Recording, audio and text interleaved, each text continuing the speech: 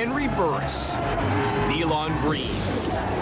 They are the new young gunslingers in the Canadian Football League. Burris is Saskatchewan's up-and-coming quarterback. The Roughriders believe will bring them back to prominence in the West. And judging by his performance this season, they're on their way. Touchdown toss is on the money.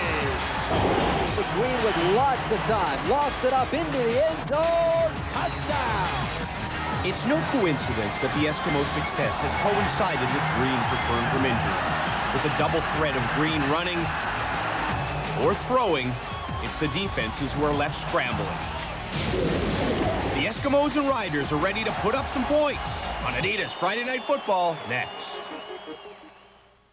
Well, anytime square football, but now when it feels just right, we're gonna kick back, relax, watching football on a Friday night.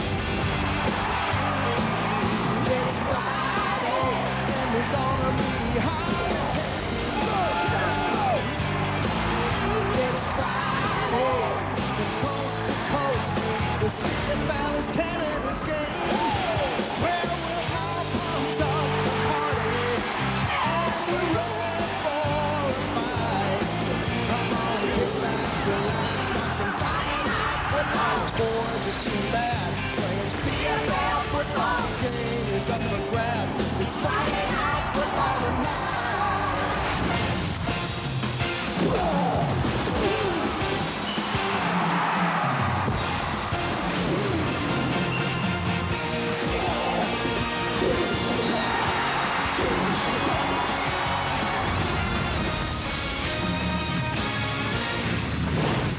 Field in Regina, where it's been almost 11 months between Rider victories. They vow to snap the streak tonight against the surging Eskimos on Adidas Friday Night Football.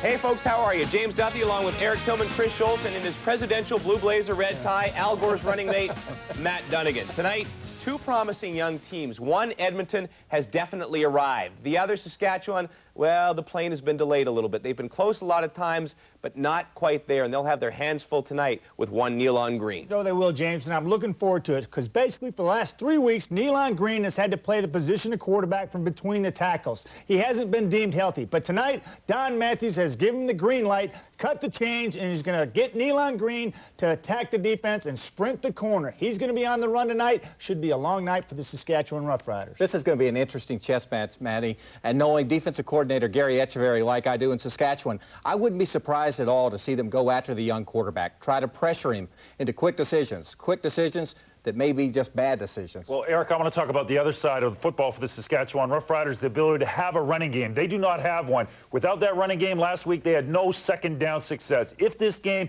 becomes a shootout, Edmonton wins. I need 100 yards tonight from the Saskatchewan Roughriders, James. You need it. I need it. And they'll do it for you. One other so. game tonight. Let's check it out quickly. A battle for first place in the East between the Owls and the Ticats in Hamilton. Early on, all Ticats. Danny Mack to his buddy Darren Flutie at 7-0.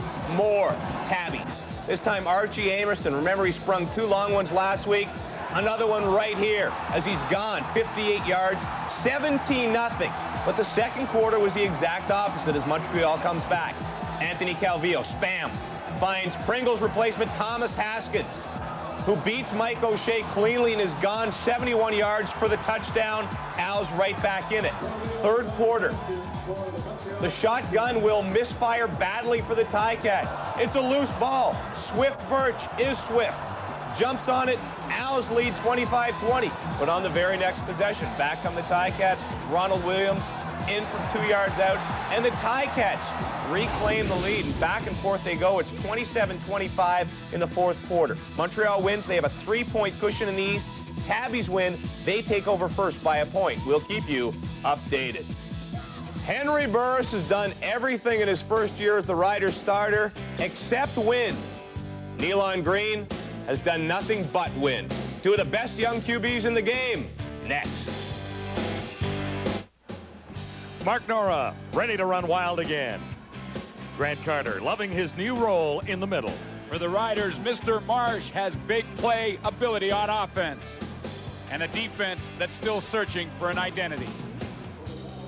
Football will be fun at Taylor Field tonight. Gusty winds will make punting and passing an adventure for kickers and quarterbacks. Hey, I know from experience that wind is a way of life on the prairies. And tonight, from the southeast at 35, gusting to 48, the temperature is perfect, and the artificial turf is dry as a bone. After a tough 0-2 start, the winningest coach in CFL history is back to doing just that, winning. The Esks are riding a 4-game winning streak, and if they win tonight, they'll be just 1 point back of Calgary in the Western Division. And Danny Barrett has had enough of losing in his first full season as a CFL head coach. He has been close a couple of times, but that only counts in horseshoes, and Barrett's game is football. First meeting of the season for the Eskimos and the Roughriders. Bendras and the Kiason drop deep for Saskatchewan, who will have the wind at their backs to begin the opening quarter. Saskatchewan won the toss, deferred their choice to the second half. Edmonton wanted the ball in the long quarter, which is the second quarter in the first half, so Saskatchewan gets the ball first. And things are underway with a boom at Taylor Field tonight. Bendras returning for Saskatchewan, and he's got some room to the far side. Great speed, and the Riders begin with excellent field position thanks to a super return by Demetrius Bendras. Henry Burris is fresh from his best performance as a Roughriders starting quarterback. And he has some gifted receivers, most notably Curtis Marsh, Daryl Hobbs, and Dan Farthing. Up front, center Jeremy O'Day anchors an offensive line that did not allow a sack against Hamilton last week. Super way to start for Saskatchewan, out across the 45 at the 47-yard line. And you got to love this young man, Henry Burris, and the way he plays the game. Well, you really do, and he's coming off a great week. Last week versus Hamilton, he passed for close to 500 yards and still lost the game, a couple of touchdowns. He's playing very well for this team, but they haven't found a way to win. Close a couple of times and one tie. Daryl Hobbs flanks to the near side on 1st and 10, Saskatchewan. Riders keep it on the ground. Darren Davis in his second game as a Saskatchewan running back. And this is the problem for the offense for Saskatchewan this year. They have to establish a running game. They've been throwing the ball effectively all season long. In fact, they're second in the league passing the football, but way down the list when it comes to rushing. They still haven't found a running back yet to replace Mike Saunders. Davis heads out after picking up 4 yards, making this 2nd and 6 Saskatchewan. 3 receivers to the near side, and the clock is not working, so the referees are handling that themselves for now. Burris, shotgun. Open receiver, and that'll be a first down. Dan Farthing, first catch of the night for Farthing. He only had 1 last week. And Mobley over to make the tackle.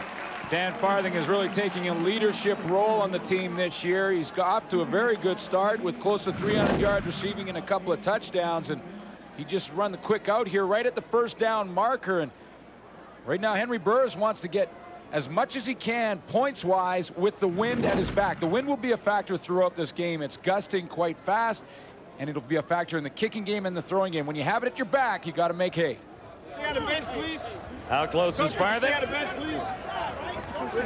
Made it by a good 7 inches. The length of the football.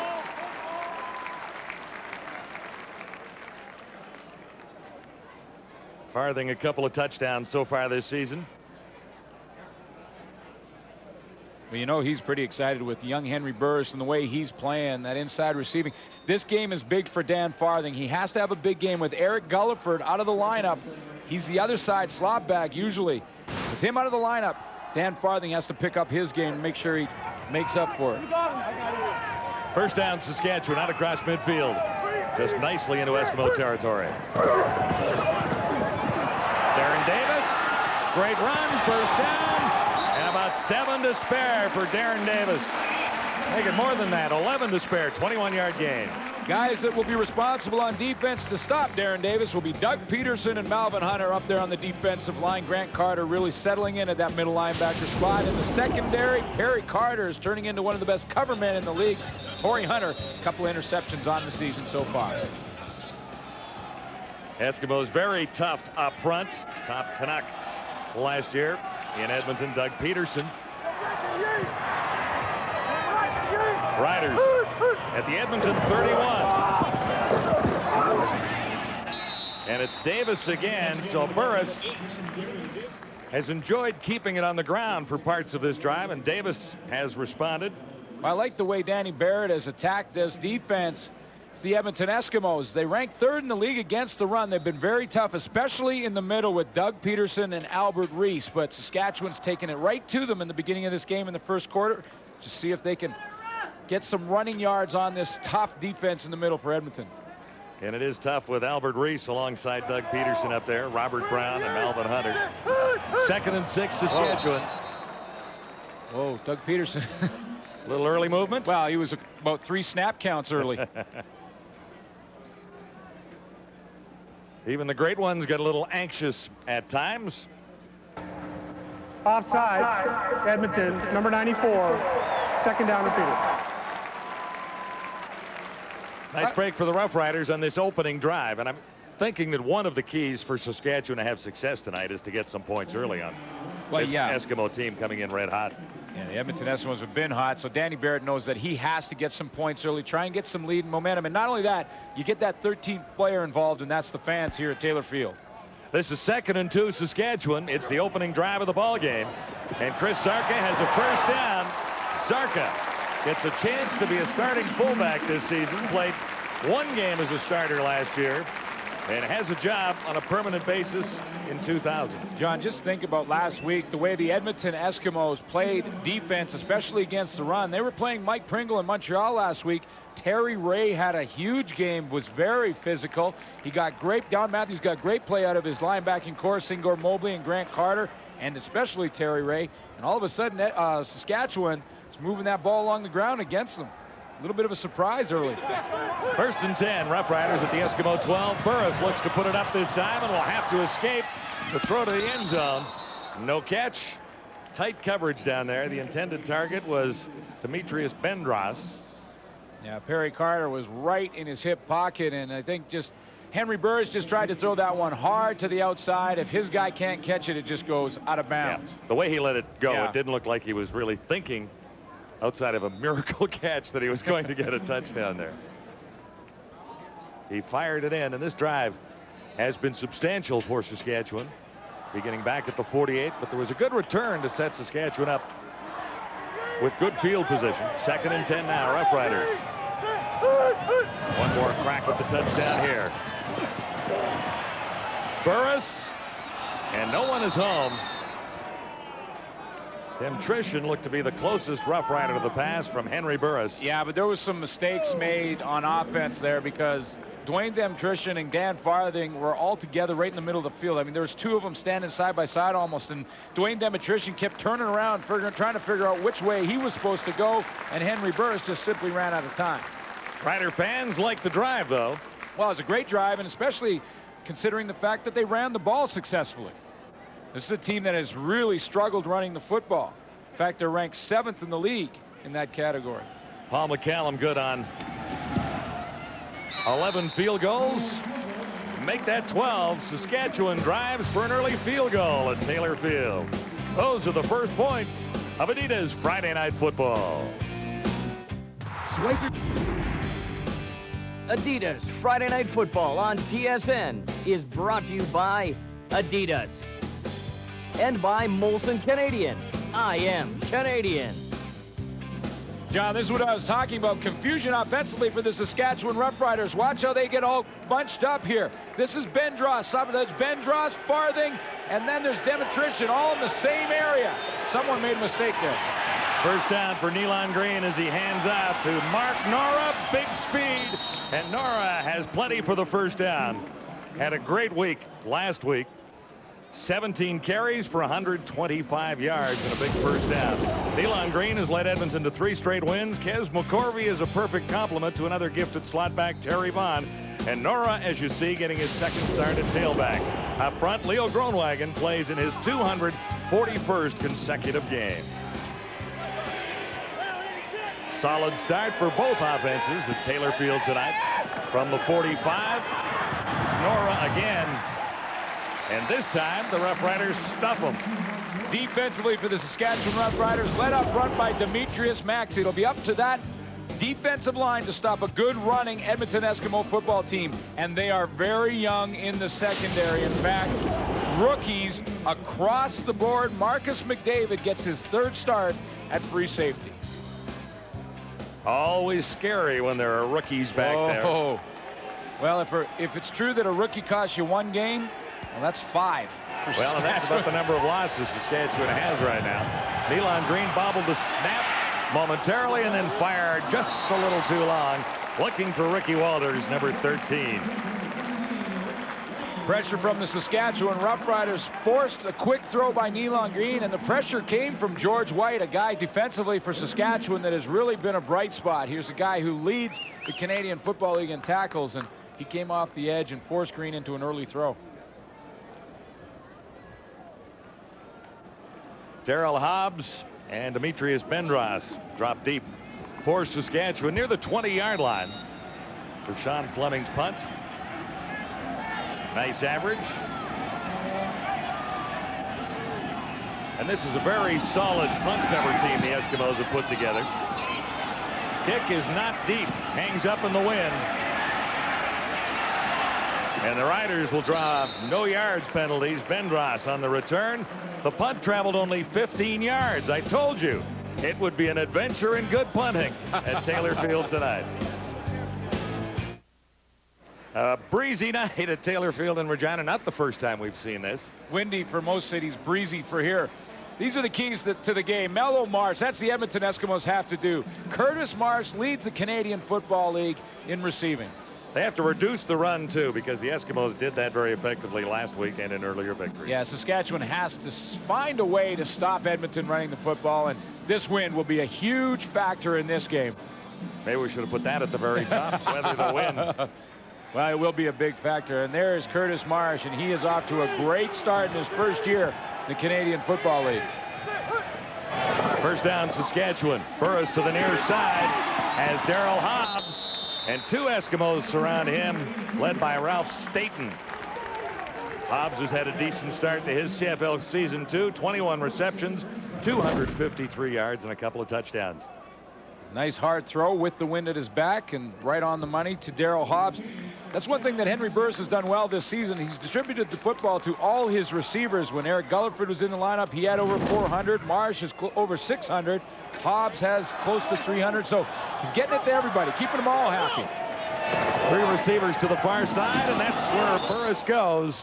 Curtis Marsh makes the catch. He couldn't hang on. Yeah, they're waving it off. It looked like he got right down close to the turf, and they delayed for a second and then moved over and waved it off. So it'll be 2nd and 10 from the Eskimo 45. It's sort of a game of quarters. You really want to, you almost as a coach want to think about hurry up offense when you have the wind at your back, when the wind is going to be such a big factor. Even in the opening quarter. Absolutely. As many plays as you can take with the wind. 2nd and 10. Burris shotgun. And then the middle opens up. Burris takes out. He'll be close to a first down. Let's see where they spot it. 11 yards to gain. Give Henry a big first down for the Roughriders. Good job by the offensive line on Doug Peterson to get a little lane for their quarterback, Henry Burris. Look at that. A great hands by Andrew Green. Makowski helps out, and then that's where Henry Burris sneaks through the opening. Andrew Green's one of the best in the league, and he always works on the strong side. So that means he'll line up against Peterson tonight. Well, you know he's fired up because he's got a good challenge tonight in Doug Peterson. From the Eskimo 34, Chris Zarka. With the ball, number 33. And he's fired back by Staten and a couple of other Eskimos after a 3-yard gang. Well, what a game that Terry Ray had last week. That Edmonton Eskimo defensive linebacking core. He leads the Canadian Football League in forced fumbles. Terry Ray single-handedly knocked out Mike Pringle and Anthony Calvillo in that football game. And the Eskimos were very convincing in their victory. Whoa. Without question, Edmonton's best game of the season. Edmonton has rolled to 3 victories under Burris and 4 in a row. Flag is down. Catch made far side. Curtis Marsh made the catch, stepped out of bounds. he was working on Barry Carter over there. Well, you know, when you're down on field level with Curtis Marsh, I think the first thing you notice is how big he is. He's a big target. And I think what a lot of defensive backs will likely do is see the size of him and maybe underestimate his speed. Because usually when you look at a big guy, you think, well, he's not going to be real fast. Well, Curtis Marsh is fast. 6'2", 206. Illegal contact on a receiver. Edmonton, number 17. That penalty's declined. Major foul, unnecessary roughness. Whoa. Edmonton, number 17. That's a first down. Oh, so Dwayne Provo cost his team a bunch here. Well, to decline the little one and take the big one. And it's big yardage, and chance again knocking on the door for the Saskatchewan Roughriders. Dwayne Provo was away from the play. He always plays the wide side corner, John, so he was on the far side of the field away from the throw to Curtis Marsh. He was in a fight with Hobbs over there. And that goes without saying. The Eskimos a little frustrated as Doug Peterson went in and hammered Henry Burris. Flags are down, obviously. It'll be interesting to see what the officials come up with here, because they are always, well, they're always trying to protect the quarterbacks. Offside, Edmonton, number 94. Repeat first down. Wow, he's lucky he just got the offside.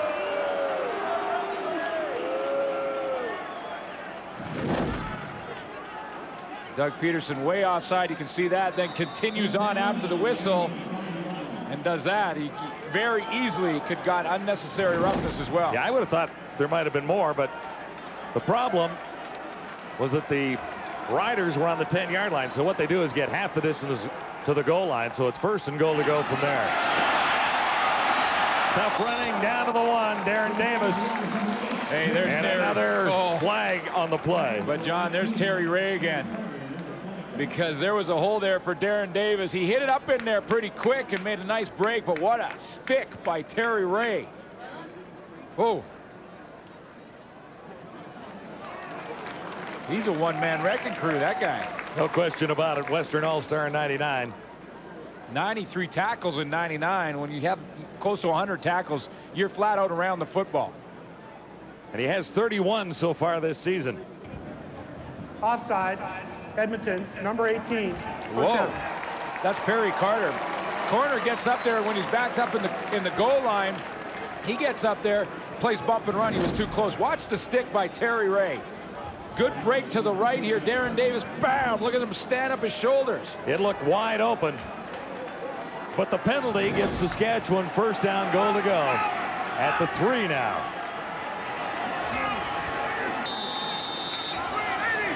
Three cracks at it from here. They only need one. Darren Davis. First CFL touchdown. He'll save that, Wilson. Yeah, I think that'll go in the trophy case, no question about it. And Darren Davis has shown some abilities. He's got quick feet and a good burst at the hole. Running backs have different qualities. You know, some have great field vision, some have a great burst, some have good lateral movement or are slashing type of runners, some are power runners. Darren Davis looks like he's got good feet and good explosion right at the point of contact, right at the hole. So the Riders are out in front of the Eskimos with 10 points on the board and 5 minutes remaining in the opening quarter. This has been a solid beginning for Saskatchewan. Well, now there are 10 points on the board. We gave McCallum the extra point a second early. Davis has his first CFL touchdown. It's a 3-yarder. Nice play, Saskatchewan.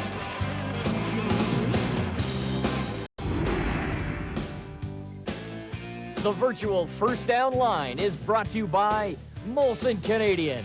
I am Canadian.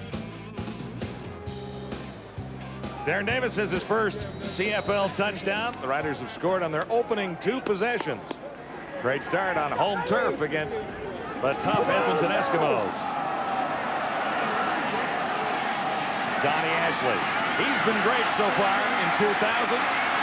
Look at the speed and the moves. Ashley out across the 30 to the 32. One more marker is down. 27 on the return.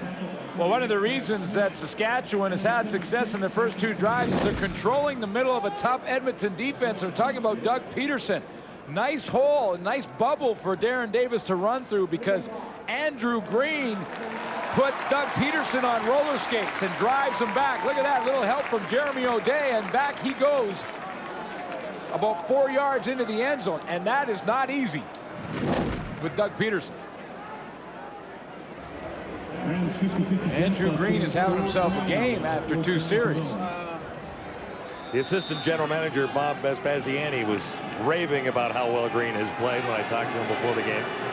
Penalty goes against Carter of the Eskimos for an illegal block from behind. So Edmonton begins a little deeper in Eskimo territory, and Mark Nora stuffed for the second time tonight. Nora had one great run, and he's been hammered to the turf a couple of times, this time by Travis Smith.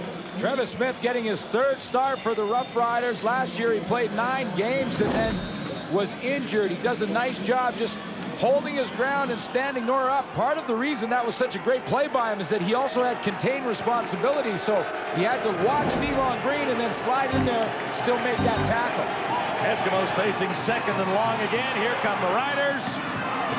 No first down this time. Kes McCorvey made the catch. Antoine Hunter, a nice tackle in the open field. Kes McCorvey gets open on the pattern, but Hunter makes sure he limits the game. You got to know as a defensive back where the down and distant markers are. And so Hunter makes sure he gets him down on the ground and doesn't allow him to get that first. Superb athletic play by number 39. Talked to Richie Hall before the game, the defensive back coach, and I asked him about having 5 rookies in the secondary. How does that make him feel? He goes, well, you know what? I'm not really sure what I'll get from game to game. They're good athletes. They work hard. They're very good football players, but how long it takes them to play together remains to be seen. There's 2 points more for the Saskatchewan total. Eskimos figured they were just too deep to try and kick into the wind, and Fleming is back there, taking a few more seconds off the clock. You know, a decent decision, John, because you kick into the wind. The last punt was, what, 6 yards? Well, I think they got 15. Yeah, okay, 15 yards. Well, you get 15 yards where they are there, and I guarantee you that they're in scoring range right away. Eskimos were waiting around midfield, or at least the Roughriders were. Let's get an update on the rest of the action tonight. Thank you, gentlemen. Early 4th quarter in Hamilton. Watch Danny McManus. He will find Trevor Shaw's 3rd TD pass of the game. 34-25 Ticats over the Owls. Winston October just fumbled a punt. Ticats are threatening again. Ticats are on the rebound. Won over Saskatchewan last week. And the Alouettes are in trouble tonight. Alouettes without Mike Pringle. They did get Thomas Haskins in the lineup. I think that's a good decision, John, by Don Matthews. You're not going to get into this win. A very good punt off. Saskatchewan was looking at field goal for sure, inside the 40-yard line. Why not give them 2 instead of 3 automatic and maybe 7? Riders begin at the 35. A wonderful fake by Burris. And the pass was almost there. Dwayne Provo made the play.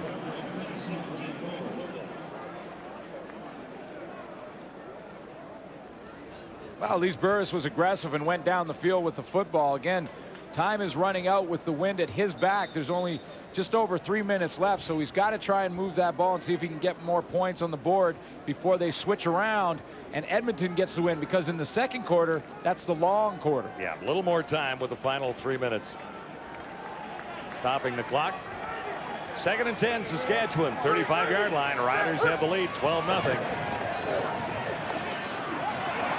Burris steps up, decides to run, and then surrenders there because it closed in a hurry. This Eskimo defense is very, very quick.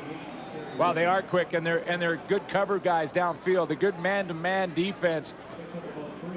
Saw Dwayne Provo make a play. That time Ralph Staten was right up there covering Dwayne Demetrician. This is where Burris wanted to get it to 28 Demetrician, but look at coverage right there by Staten, and He couldn't throw it. He just had to take the loss and punt the football away. McCallum with the win. He's averaging 41 yards per punt so far in 2000. Watch this one go. Gets under it. This is Henry Williams. And the Giz is slowed down. Still, he grabs a couple of more yards after that. 13 on the return. Flags are down. We'll check out the penalty when we return to Taylor Field.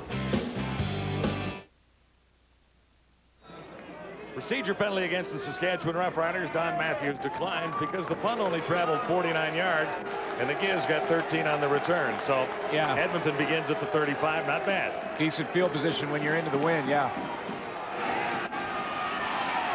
Mark Nora. Aaron Collins met him as he crossed the line of scrimmage, and the gain is about 2. Well, Aaron Collins is going to have his hands full because what a game Mark Nora had last week, didn't he? 125 yards rushing. He had a touchdown. He really ran right through that Montreal defense. And Troy Mills is very close to coming back, so that'll only improve that running game for Edmonton that much more. It's pretty good already. 2nd and 8. Nealon Green can't find anyone out there, and he's wrapped up and dragged to the ground. Scribner, number 72, Colin Scribner.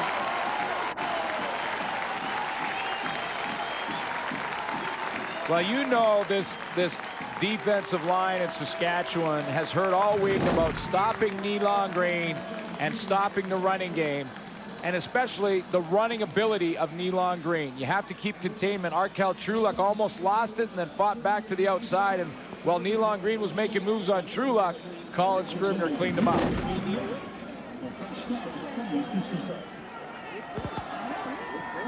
So now Fleming, is he going to give up another 2? This is going to be a good day, man. 1:32 remaining.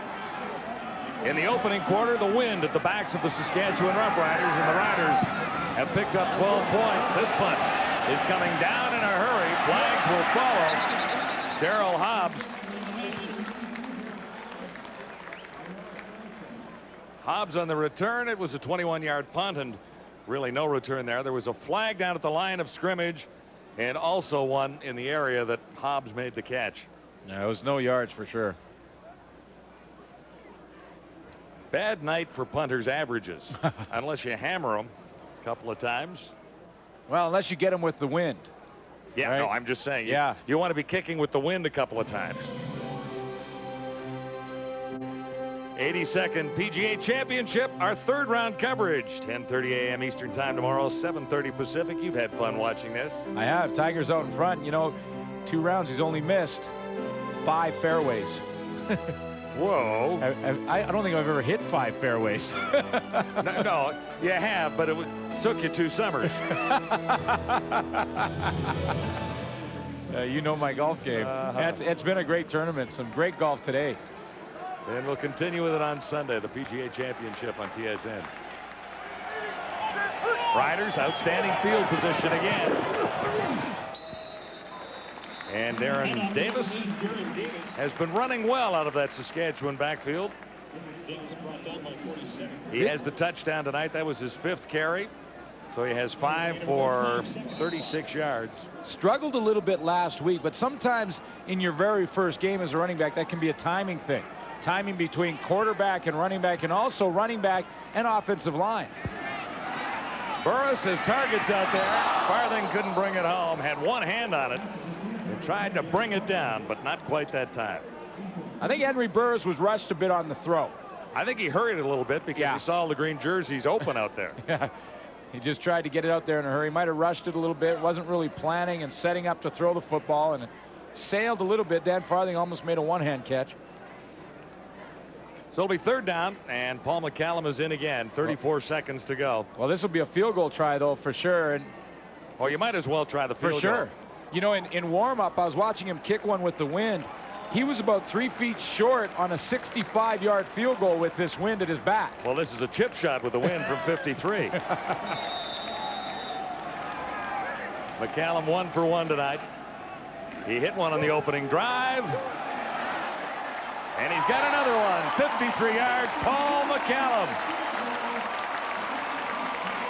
When he looks back at this one, he won't remember what direction the wind was going. Well, the beauty of it is when he tells the story about his 53-yarder, he doesn't have to include the wind in it. No. In fact, he could change around and say, well, there's a little breeze in my face, but I just nailed it. And get the pin down, and then all you have to do is get that football up in the air and let the wind do the rest of the work. Yeah, they just say how long, not how windy, right? That's right. Yeah, the more years you're out of football, that's when the stories start to get better and better every year. The wind goes from no wind to in your face to a 30-mile-an-hour in your face to 60-mile-an-hour to a hurricane and on and on. Solid start for Saskatchewan with the breeze at the Roughriders' backs in the opening quarter. Nigel Williams for Edmonton, about 6 yards. You know, we talk about the wind affecting the kicking game, but it also affects the passing game. And when you're throwing into the wind has a tendency to knock the ball down or sail it right to left a little bit across the field. It's tough for receivers to keep track of the football because it can be like a curveball in a pitch in baseball. And you're throwing with the wind, it doesn't necessarily make it that much easier. The ball will obviously sail faster, but it can also sail off on you. Well, yeah, it can go farther without question, but sometimes it has a little more lift underneath. Exactly. 15-0 Saskatchewan leading. Solid first quarter for the Roughriders. Saskatchewan has called a timeout here, Glenn, with 3 seconds on the clock. Well, they've done really what we thought they had to do, and that was, number one, stop the running game from Edmonton. They've done that, so they've really kept Edmonton in a couple of 2-and-outs, and they've got points with the wind at their back, 15 so far. So they really have done what they want to do and got that early lead. The crowd's in it, and they got the lead now. 2nd and 3. Nealon Green looks for yards himself. Riders all over the place, and they stop him.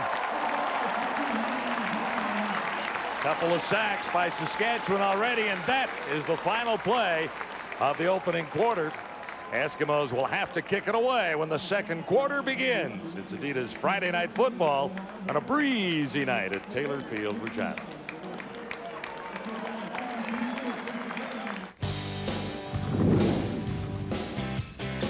Adidas Friday Night Football on TSN at the quarter.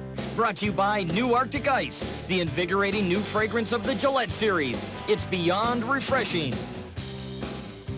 Mother Nature not a factor back in our climate-controlled studio, but a big factor out at Taylor Field in Saskatchewan, taking advantage. Yeah, it is. Just like Glenn Suter said, you really know when you're going into Taylor Field that wind is going to be a factor. And you have it with you for 2 quarters. When it's at your back, you have to take full advantage of it. And at 15-0, certainly Saskatchewan has done that. Give a young football team like this confidence, and they become real dangerous real fast. And that confidence really came out in the first quarter. I mean, Saskatchewan's ability to run the football that first series, I think that was everything. And if you like line play, here's the battle to watch. Left guard Andrew Green and that right defensive tackle Doug Peterson. Well, I'll tell you what, Green got the best of him on this play, but Peterson has a lot of pride. It's going to be like that all night long. I'll tell you, I said they needed 100 yards to win this football game. Well, they got quite a few. They're getting close to that 100 yards there, Matty. Chris, they really are, and Edmonton's playing from behind the 8 ball, and it's difficult to do that anywhere. But you go to Iverwin, you go to Taylor Field, you go to Winnipeg Stadium, and you got a team that's hungry for a win like Saskatchewan, it's going to be tough. Taylor Field is a difficult place to win at the very least, and now you give them a 15-point advantage. It's going to be awfully difficult for the Eskimos to come back. See what the Eskimos can do with their win in their second quarter. Now, as for the one other game going on in the CFL tonight, updating you from Iverwin, 37-26 Hamilton. They're more than halfway through the fourth quarter. Ticats looking to take over first in the East.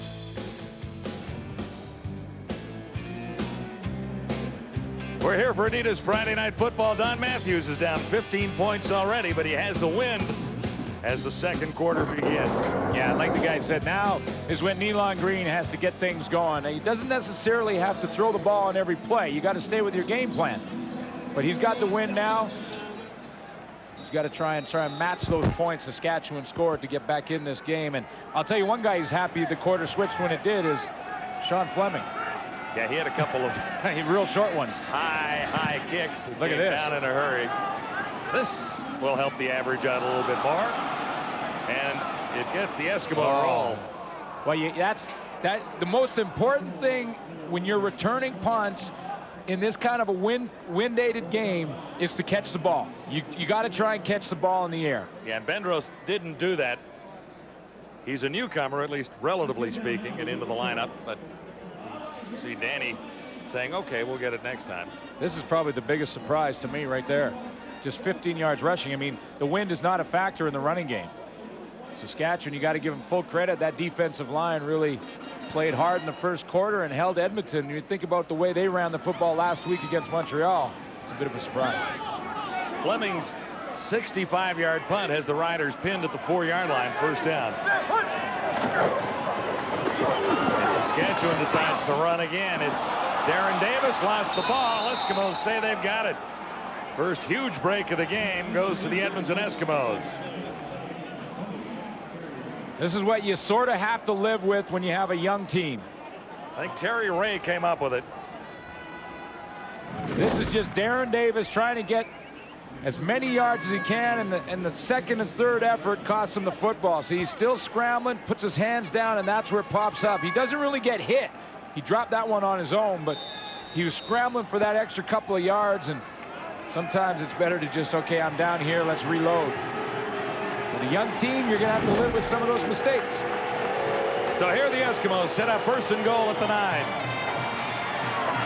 Craig Carr down to about the 5.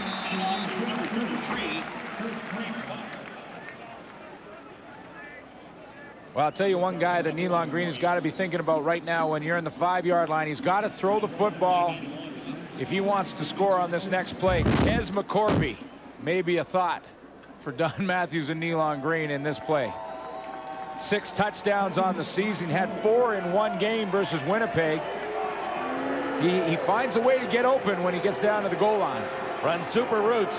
Kes McCorvey. Second and goal at the 5. Green looks to put it up. There it is, and he missed him. Markers are down, however. There's a flag in the end zone. Well, guess who he was going to? It was Kes McCorvey. And Antoine Hunter was in the area, so we'll see what the infraction actually was. Well, we got it right for you. Here you go. Deliberate forward pass interference. Saskatchewan, number 39, first down. Well, you know where the penalty was the last time he grabbed him. There was some grabbing going on all the way down the field. I think they were going to let him go at that point, and at the very end, he grabbed him that third time, and that was the one that cost the flag. The flag actually came down as the ball hit the green surface of the end zone. First and goal to go, and a touchdown, Edmonton. Craig Carr has the touchdown. The Eskimos are on the board. His first CFL touchdown as well. Well, Craig Carr and Mark Nora will alternate. Good hole at the left side of that offensive line. Bruce Beaton and Val St. Germain opened up a hole that we could have ran through. So a turnover sets the Eskimos up at the 9, and they're into the end zone a couple of plays later. Craig Carr from the University of Manitoba has his first CFL touchdown, and Don Matthews has 6 points. Make that 7 points with a win here at Taylor Field. Fumble very costly to the Saskatchewan Roughriders. Craig Carr from a couple out. He's in. Eskimos score quickly with the win after a Saskatchewan turnover. Now an 8-point game. Well, completely quieted this crowd here at Taylor Field. They were pretty excited, and you hear a football drop now in the stadium. Fleming's kickoff. Demetrius Bendros returning for Saskatchewan. Grabbed by one leg, and that spun him to the turf. Well, let's go back to the key play of that Edmonton drive. It was a pass interference call on Antoine Hunter. Now watch the play again. No penalty so far. No penalty there. No penalty right there. The left arm. That's where the penalty occurred. That got him down to the goal line. And watch this. Beaton and Melvin Hunter. Big blocking down. Look at this, blocks down. And the hole opens up huge for Carr, and he just walks in the end zone. Yeah, it was almost a walk into the end zone, but he'll celebrate his first CFL touchdown. Just create a pile right there, and he walked right in.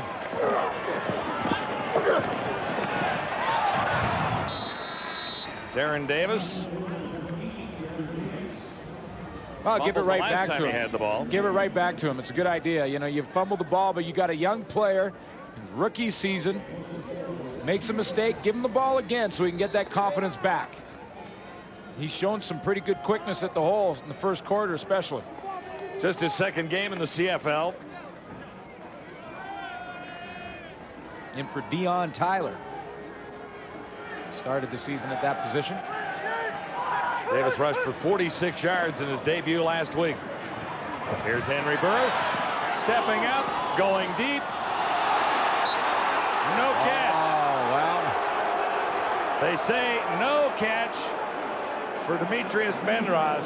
The crowd wants a penalty. Now, they were both fighting for the football because the wind just completely destroyed the spiral on that ball and knocked it right down. Henry Burris tries to throw it on the run, and the wind knocks it down, so the fight was to come back towards it. And the crowd wanted the penalty right there on Staten as the left hand came across. And when you saw the penalty the other way on Antoine Hunter, and I'm not so sure that they don't have an argument. Saskatchewan, that is. Third down, McCallum's first opportunity to kick into the breeze. As we began, it was 35, gusting to 45 miles per hour, or kilometers per hour, I should say. So it is a factor here at Taylor Field tonight, and there's two back. The Eskimos did it earlier. McCallum dancing around in the end zone, and well, that's close to a late hit too. No penalty marker, Glenn. Nowhere to be seen. Otis Floyd. That looked like a late hit to me. So the gift from the Eskimos is returned by the Saskatchewan Roughriders as Paul McCallum surrenders and takes a hit for his troubles. The virtual first down line is brought to you by Molson Canadian. I am Canadian. So are you and proud of it, right, Suits? Absolutely. Couldn't be more. We got American safeties playing this game these days. I've noted that. Here's the return, and it's Donnie Ashley. Whoa!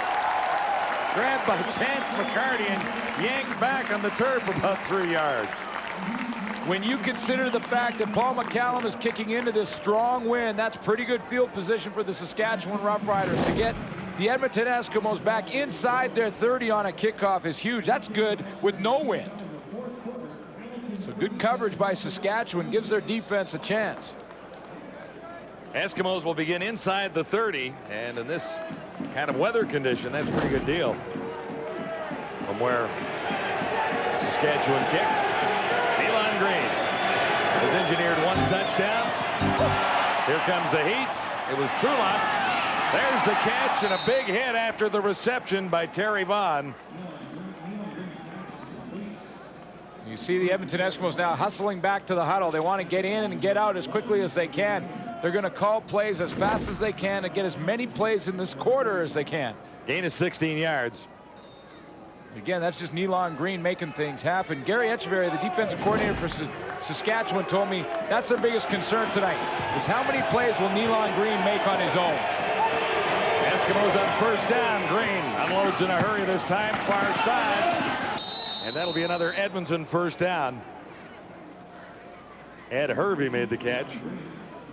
Very nice conversation with Gary Etcheverry. I can see why so many people talk so highly of the defensive coordinator, and he mentioned Nealon Green and his running ability, and he said, you know, we're going to contain him, and we know that our guys are going to do their job, but he can just make things happen on his own. He just makes it up on the fly, and that's a concern. Mark Nora, and there's a marker down after Nora grabs 5. Well, somewhere in the tape room of the Saskatchewan Roughriders is the memory of Nealon Green running for 180 yards against this team. Yeah, now Gary Etcheverry wasn't here then. No, I'm just saying they know he has running abilities. Yeah. Edmonton, number 57, repeat first down. Yeah, and it was a record-breaking day. You're right. And I'm sure that tape came out somewhere in the preparation for this week. Absolutely, no question about it. There's Gary Etcheverry, 4th year in the Canadian Football League, last year with Toronto, and that great defense that ranked first in a ton of categories. And he came to Saskatchewan as a free agent, is what he did. Elon Green, far side, waited a minute before throwing, and Hervey made the catch. You know, and when I talked to him today, he also said that last week versus Hamilton was really the first game that Gary Etcheverry felt that his defense was starting to come together. He said, we are so young. He said, honestly, Glenn, when we go out on the field, I'm not really sure what team is going to show up. They're so young and unpredictable at this point. But he said last week in Hamilton, they started to come together and started to gel a little bit. A good sign. Now he just wants to see if they progress or if they take 2 steps back tonight. 2nd and 10. Elon Green was hammered as he threw by Colin Scribner. Incomplete. Kicking situation, Edmonton. Shamir Chaheen is the guy he works on. He's the newcomer. He ran right by him. Scribner's had a big night already. Well, what they were trying to do is get Chaheen to pull outside and get in front of Mark Noron. It's what is almost a pitch play. But Colin Scribner used his speed to cut through the middle and beat him right to the hole.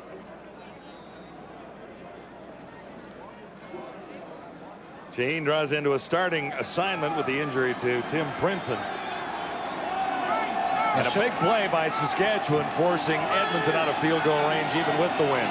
Sean Fleming wants to get this out of bounds, not into the end zone. And he does that. Question of the angle and exactly where they'll spot it. The Eskimos say somewhere around the 4-yard line. The Roughriders are saying closer to the 21. We'll find the yard marker when we return to it. It is Friday Night Football. This half of Adidas Friday Night Football on TSN is brought to you by your local Ford dealer. The Simply the Best Clear-Out event is on now.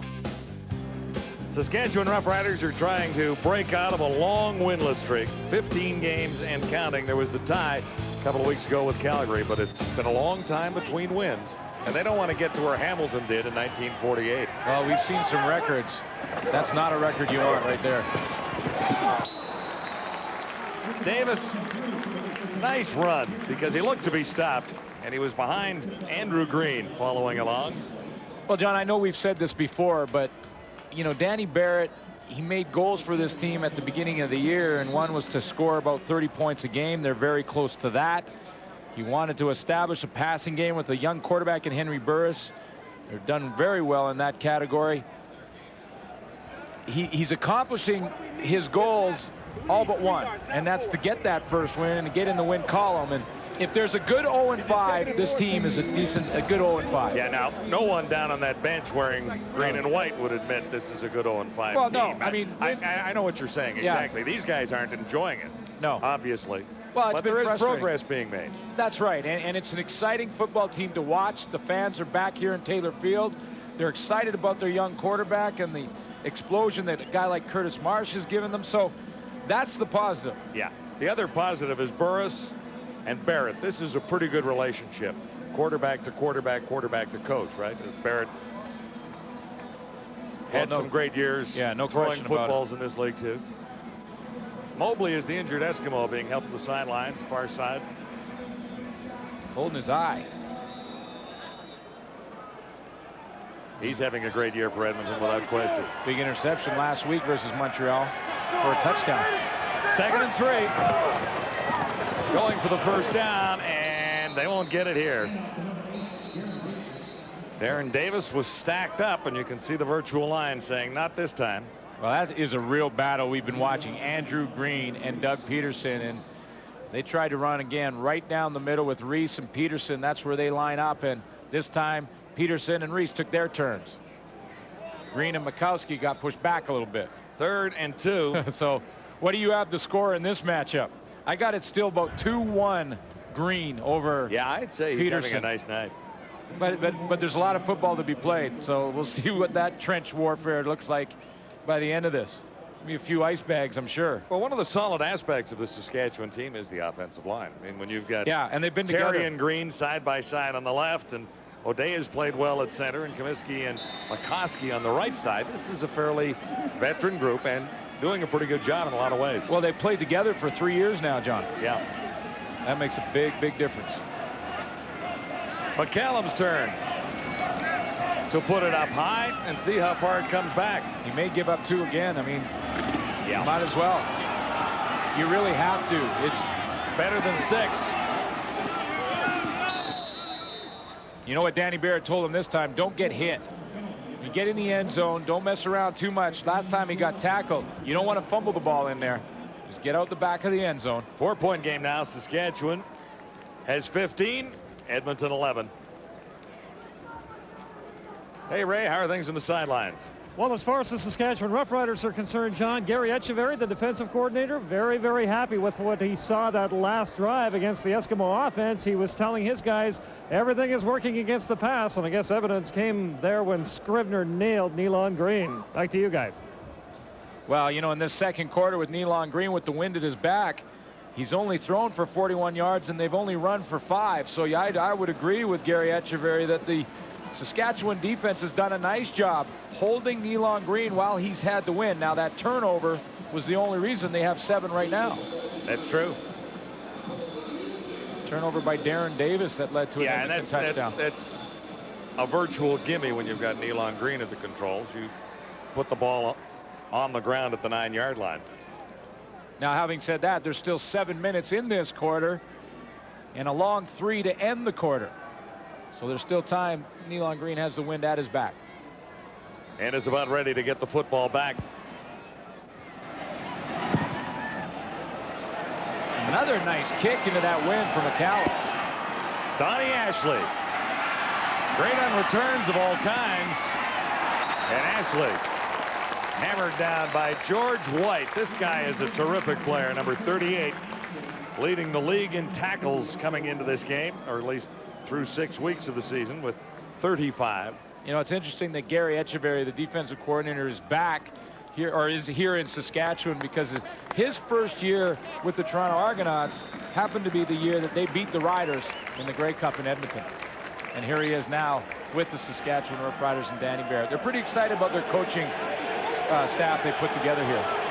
Well, they made a lot of changes right from top to bottom in Saskatchewan. First down, Edmonton. Nealon Green has Hervey, and Hervey is hammered. Antoine Hunter has laid on a couple tonight. Trulock is over there celebrating with him. This is what they're excited about in the youth of this team. Watch the quickness.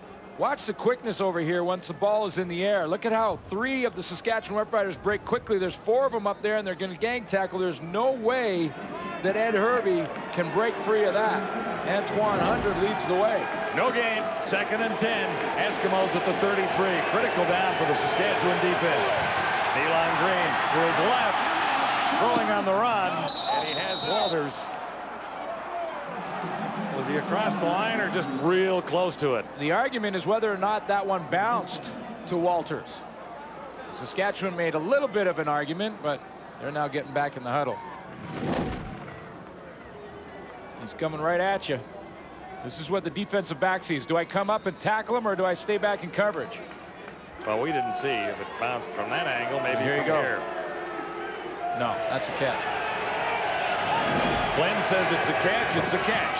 Nealon Green, far side, for about 6 yards. Nigel Williams.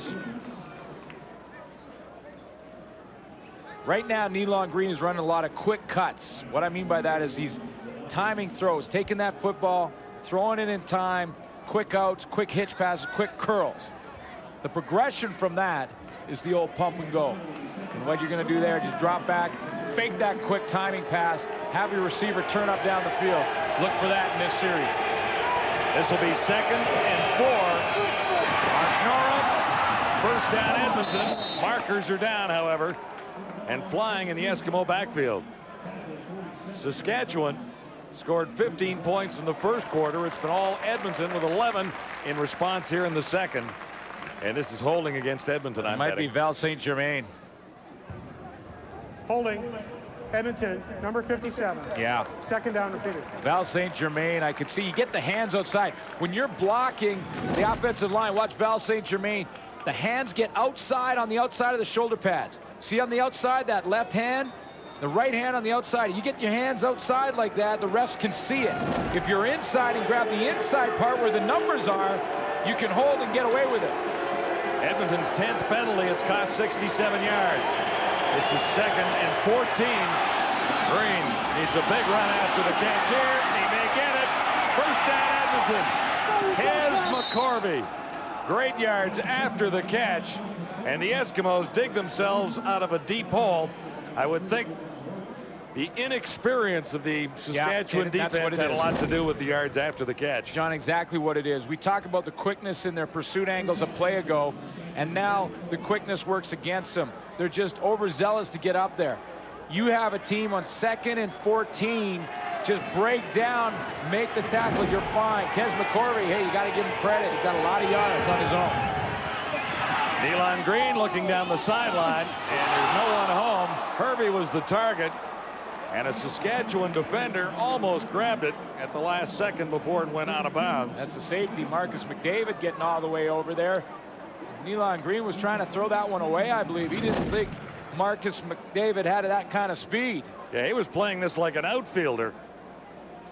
Going after a long fly ball. Well, then he just got an error.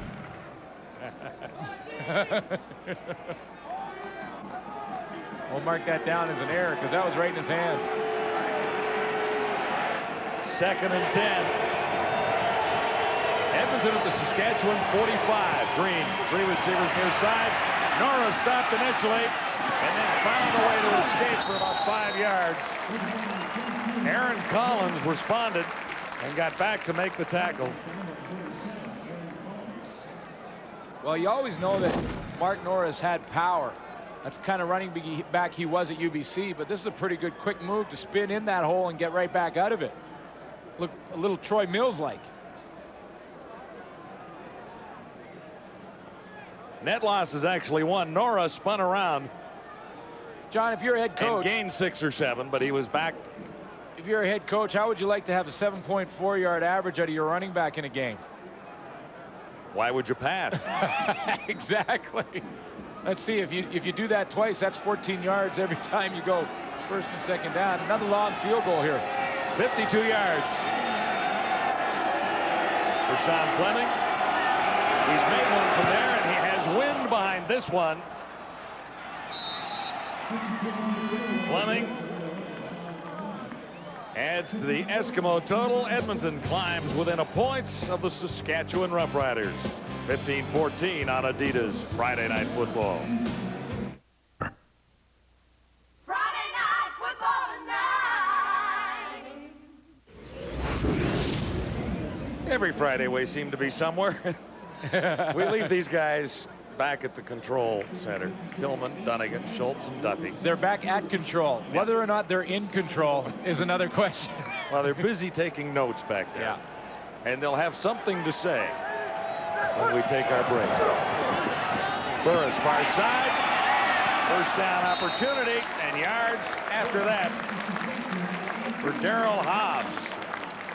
15 yards total for Saskatchewan against the wind until that play right there. So it's tough slugging against this breeze. Yeah, but you look at it, Saskatchewan scored 15 points when they had to win at the back. Edmonton matches 14. The one guy that's got to get involved is Curtis Marsh. And whether it's in the wind or against the wind, he's been the go-to guy for Saskatchewan. Just has 1 catch in this game for 11 yards. They need to try and find him. He had 11 catches for 191 yards and a touchdown last week. First down, and Burris missed his target. That was him. Marsh. Yeah, they tried to get it to him. But that wind is blowing kind of across. It swirls in there sometime, and I think it blew it wide. See, I love it when they listen to you. Well, yeah, I mean, we're just wired in. We got that helmet microphone, and I just talk right down. But look at these numbers for Curtis Marsh. I mean, over 600 yards, leading the Canadian Football League, 5 touchdowns. This team offensively, Saskatchewan, has 14 plays in 6 games over 30 yards. They have shown the ability to make big plays. They have the weapons to do it. Right now would be an opportune moment on 2nd and 10. Burris Had some room to run, I thought, on the far side. He elected to throw and then got surrounded. Well, again, some inexperience trying to make the big play every play from Henry Burris. Even if he doesn't pick up the first down, he picks up a valuable 8 yards. And, you know, he may get forced out of bounds, but I agree with you, John. He had room to run, but he thought, no, I might not get the first down. Let me look downfield, and then it closed in a hurry on him. So the second thought was the wrong one. Yeah, take that first thought. Always go with that first instinct. Let's start the year out like that. Let's go forward. Hit the first down. Come on.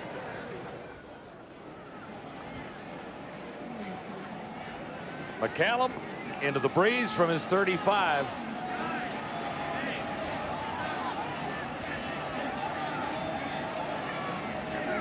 And he's taking all the time he possibly can, hoping he can get this one to the far sideline or even out. There's Henry Williams, and he's bulldogged to the turf after a 7-yard return, a 35-yard punt. PGA Championship, our third-round coverage tomorrow. It's been great golf. And they're not dealing with the wind. No, they're dealing with it's a lovely day. It looked like that. Yeah. Anyway, Sunday again. So we'll see who wins it. Tiger is on top. Well, Dunlap and Woods had that great battle going on. Dunlap had the lead a couple of times, and Woods has caught him, and it's been quite a race there for top spot so far. And play was suspended for darkness today, so Mike Weir has a couple of holes to pick up for tomorrow. He was 2 under today, but had a tough opening round. Elon Green going deep and missed by about 12 yards. Kez McCorvey was the target.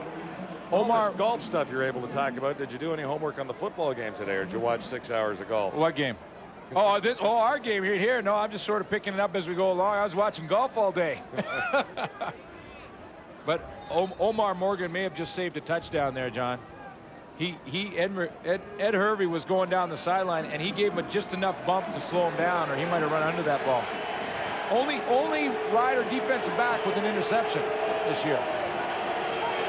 There aren't many interceptions for Saskatchewan. Oh, Green got away from the first charge from White. Kez McCorvey at the 50-yard line made the catch. So a desperation move by Green, and he comes up with substantial yards, like 16 to be exact. Well, how did he get out of it? I mean, that was, first of all, he had to go up and get that football and is almost pulled down there. I mean, he gets out of there, and again, just making things happen on his own. Kez McCorvey comes back and helps out his quarterback. He says, oh, he's in trouble. I got to find a way to get open. Clock is the enemy of the Roughriders right now. 1:29 when the play began, but they do get to Green there. Third sack by the Roughriders. And Demetrius Maxey, the Argo free agent, celebrates that one. And he was another guy I talked with Gary Etcheverry about, Demetrius Maxey. Last year, he had that great year in Toronto in the middle of their defense. And he was an all-Canadian last year. Yeah, I asked him about him, and I said, is he playing as well as he did last year? He said, every bit as well. He's been everything we've asked him to do. Plus, he's taking on a leadership role. Second and a bunch, 2nd and 15. Green has his target. Nigel Williams, but he's well short of the first down. Jackie Mitchell wrapped him up. And Demetrius Maxey is the injured player down near the 40. Well, we got him for you, so take a look what happened to him. And there, well, he got rolled on. Maybe he landed on, oh, he landed on the back of Val St. Germain's heel, right on his ribs.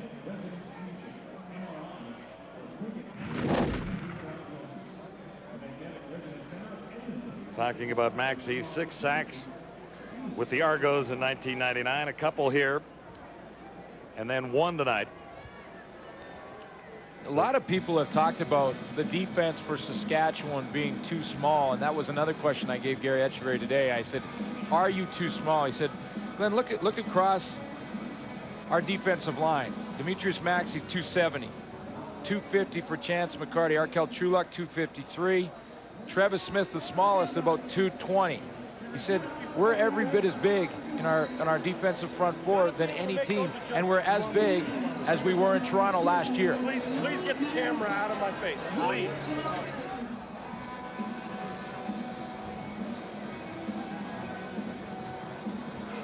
Bit of a rough go for Demetrius Maxey. A couple plays in a row, he got caught in the mix. This was the sack. He spun around, got involved. He goes down and gets rolled on by Groenwagen there and his own teammate Arkel Trulock. And then the last play here again is where Val St. Germain lands right on his heel, it looks like on his ribs, and that's right where he grabbed. See his left hand, he reaches over there and grabs the ribs on the right side. You don't want to lose him in there. No, this will be a tough blow if the Riders can't get him back into the stream of things here tonight.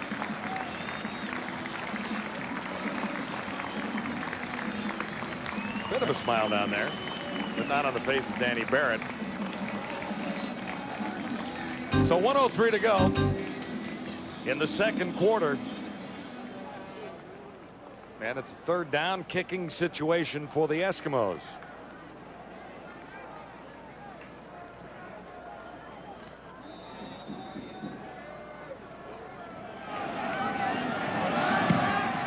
Fleming with the wind, sails it high. At the 4, Benrod lost the ball. Eskimos say they have it. 2 fumbles inside the 15-yard line, and the Eskimos with 47 seconds on the clock get a chance to get points after the Saskatchewan defense did such an outstanding job of forcing Edmonton into the kicking situation. Yeah, you'll look back and you'll say 2 turnovers really hurt us, and that's what they say when you're talking to the Saskatchewan coaching staff. They say, you know, we're playing so hard and we're playing so well, but we have 1 or 2 plays in every game that really hurt us.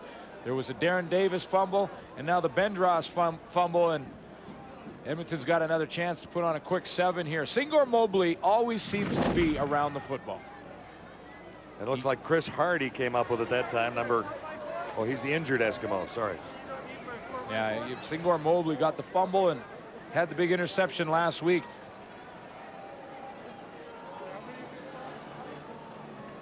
It was a dominating effort from that defense last week versus the Montreal Alouettes, and this is where Singor Mobley made his big play in the 4th quarter for a big touchdown. They've got a great balance in that linebacking core. With Mobley, they got a playmaker, a guy that's always around the ball. Terry Ray is a punishing hitter and tackler, and Grant Carter in the middle can be that extra pass rush guy, and he can hit any gap. Yeah. So they've really got the defense they've been looking for 2 years now.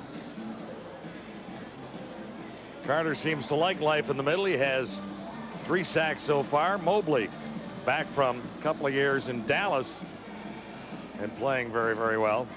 He has a sack and an interception for that touchdown you just saw on the season. And like you mentioned, spent some time in Dallas last season, special teams player there. Backup safety, so boy, the Edmonton Eskimos very happy to get him back.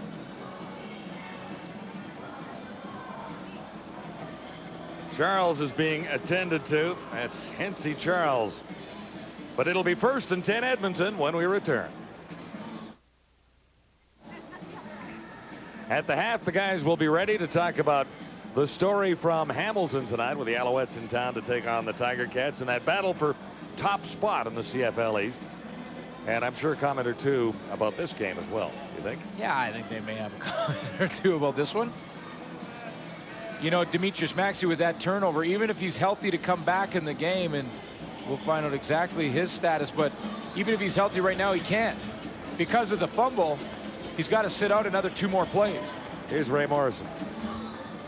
Demetrius Maxey is winded on the play. He actually rolled over one of his own teammates and one of the Edmonton Eskimos, but he appears to be all right, so he's just got to shake it off a little bit. As the replay showed, he got hit in the ribs, so just a little short of breath. He's got to come out for 3, but he's all right. He'll be back in the second half. Okay, so 1 for the punt. Now he's got 2 more, but it's very important 2 plays because it's the Edmonton Eskimos knocking on the door, you know. And don't be surprised if they don't just try and run it right where Demetrius Maxey usually lines up. Situation a little more serious for Hensey Charles as he heads to the sidelines. And now Danny Barrett has to wonder what he really has to do to take advantage of some teams. Saskatchewan has fumbled it twice inside the 15-yard line. You know, this defense has played real well, John, with Edmonton Eskimos with the wind at their back, but they need a big stand here. And they'll have to do it without Demetrius Maxey.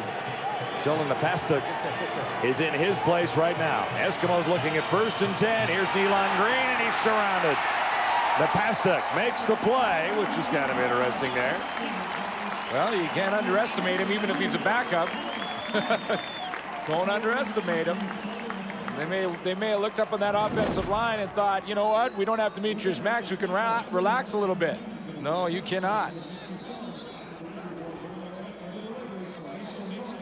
4th sack by the Roughriders. Look at that, right straight down Main Street.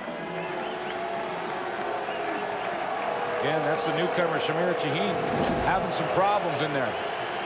2nd and 19 now. Eskimos are still in field goal range. If they can't make something go here, flags down far side. And we'll have to check out the infraction there, well short of a 1st down.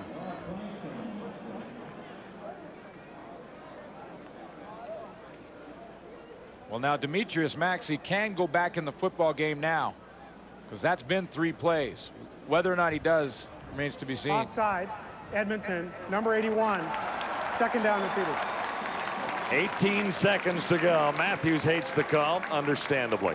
Well, yeah, because it's, I mean, with the wind at their back, a field goal, they're still well within field goal range, but this will be 2nd and 24 coming up. Not many plays in the old book that worked for this one. No. No.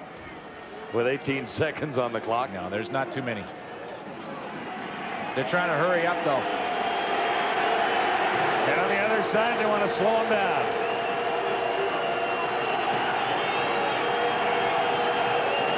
Whoa! Nealon Green comes up with it, has to throw it away. It's in or oh, it's not. How could he miss it? It was right there, and the Eskimos will get a chance to kick for 3. Jackie Mitchell had it right in his hands. Jackie Mitchell, you know what he did? He just dropped 3 points. Yeah. That's what he did. All he had to do was squeeze it. Because, you know, the Saskatchewan Roughriders not going to do anything with the football into the wind with 11 seconds left. But Jackie Mitchell dropping this ball just dropped 3 points if Sean Fleming makes this field goal. And you're not going to get an easier one than that. Oh. A few more ball drills for those defensive backs. Sean Fleming will try. But the ball spotted at the 37. And Fleming is on the money. The Eskimos have the lead for the first time with 7 seconds on the clock. Well, John, 2 turnovers by Saskatchewan cost them 10 points. And again, that's 3 plays, the 2 turnovers and a dropped interception, and it's 10 points on the board. Really, Danny Barrett is thinking right now it should be 15-7 for us. But this is a catch that you got to make because it's 3 points. It's a 3-point catch, and no. Yeah, he was ready to run. Well, that's what he was doing. He was looking down the field.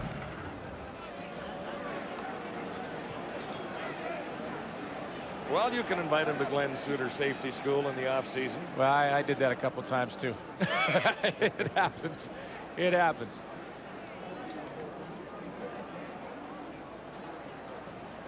Zeros on the clock. That should be it. Riders started well with the wind in the first. The Eskimos responded just about the same way with the breeze at their backs in the second. 17-15 as we take the halftime break at Taylor Field.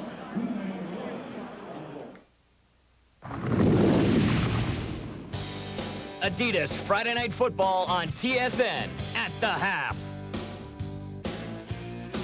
Back in the studio, James Duffy, along with my friends, Mr. Tillman, Mr. Dunnigan, and Mr. Schultz. And Mother Nature continues to be the 13th man in this game. 2 completely different quarters, and both teams really struggling against the wind. And the wind causes a lot of problems, but Eric, the wind does not cause fumbles. No, it doesn't. And Saskatchewan certainly hasn't helped themselves in this second quarter with mistakes they've made. If you look at this Darrell Davis fumble, I think we're going to show it. There we go. You know, just a critical mistake. The first quarter, they play outstanding football, have the lead, and here they make a big mistake in minus territory. Spot them in easy 7. Bindros puts his fumble on the ground. Another just inexcusable mistake. 10 points to a good football team like Edmonton. You give that away, that's how you lose, Matty. Yeah, they played like 2 rookies, and they are. There are 2 rookies there. But the other 2 young guys on the football field are behind the center.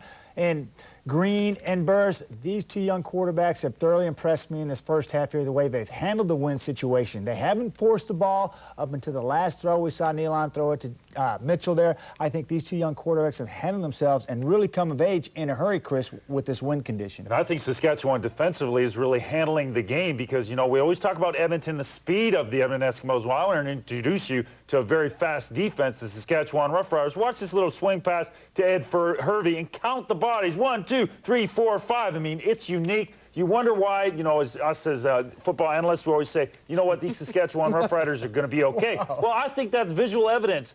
They are fast. They are a fast defense, and they're matching speed with the Edmonton Eskimos. So now you're quoting yourself now. I think Us I as am. football analysts, we always do this. We're going to have a look at the Montreal-Hamilton game when we return. Highlights from that one. This one real tight at the break. Mark Nora, the Savardian spinorama, if you can have that in football. Eskimos up by 2.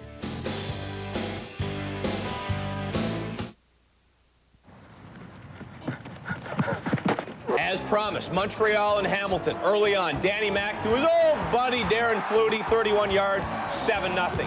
No free safety on the play. Then McManus to Archie Amerson. Eludes the tackle and is gone. 63 yards, 17-0 Ticats after 1. Wind was a factor in this one, though, and in the second quarter, Montreal comes back. Calvillo to Haskins, who beats Mike O'Shea. Right now, O'Shea's saying, oh. Hey, family show, family show. He goes all the way. 20-18 Hamilton at halftime. Third quarter, Montreal will get a break. The snap, kind of high. Danny Mack can't grab it. Swift Birch will. It's a touchdown. It's 25-20 Montreal. But the Tiger Cats come right back. Ronald Williams takes it, steps outside, and scores 27-25. And then more from Danny Mack, who had a good night. This time, Trevor Shaw. Oh, that's all we need is another weapon for Danny McManus. He's got plenty of them. And this was the Ticats' night. They hand the Owls their second straight loss. 37-26 is the final in this one. Ticats take over first in the East by a single point. Nicholas Harper, 2 picks for the Ticats. Danny Mack's best game in a while, 3 TDs and very few mistakes. And here's the only real scoreboard that matters. Our picks from www.tsn.ca/CFL. Give Dunnigan some credit. He's the only one that had Hamilton, so he moves into a tie for second place. Everyone chasing. Chris Schultz, who's in first at 19-7. Tillman, yeah, you're close. It's all pretty close. You're in last, but it's close. Nice pictures up there. I've been last before. You look, yeah, we both look a little bit geeky there, Matt. Very geeky. That's why. We're all doing okay. Everybody chasing Schultz. Remember, check it out at www.tsn.ca/CFL. And when you're done doing that, make a call and get a ticket for a Canadian Football League game.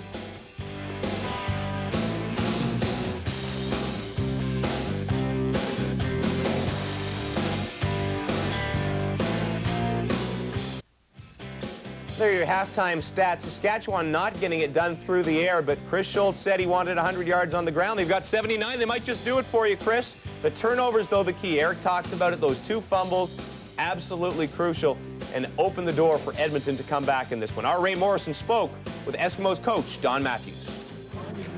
Don, obviously the situation with the Roughriders, some turnovers deep in their own end, and you were able to capitalize with that and the win. Yeah, and the wind is a factor in the game. It's making it very difficult to be an offensive football team, but we've got to make sure that we pick up our blocks and be more productive in the second half. Some people have accused the Riders, front 7, of being a little bit light, but they're putting on some pretty good heat and doing a good job against your offense. Yeah, our football team has got to just execute a little bit better, and then we'll be fine. Thanks, Don. You are an impact player, Chris Schultz. Not only are you leading in our picks, but also you said you wanted 100 yards, and they listen and they go out and get 79. Yeah, but they don't have it yet. They have 79 yards. They need 100 yards to win this football game. They have to progress. But the other thing they're doing really well is they're chasing the quarterback off the edge with speed on with the outside linebackers and the defensive halfbacks. It's going to be a competitive second half. You want 100 yards. I want 100 yards. Yeah. Well, I tell you what, both coaches want their teams to play air-free football. Understand that everything's magnified when you play in conditions like this. Play smart and be aggressive when you have the win at your back. Hey, Matty, 10 Edmonton points off 2 turnovers. That pretty much says it all. If Saskatchewan wants to get number 1, They have to protect the football. It's really that simple, James. The competition in here, because of the picks, things are getting a little bit bitter. I can feel. Pretty heated right I can now. feel a little bit of tension. Competition in this game pretty good at Taylor Field as well. It's a tight one. 2-point game at the break. Edmonton leading. Donnie Ashley and company not able to escape here. Trying to escape Taylor Field with a victory. Second half coming up.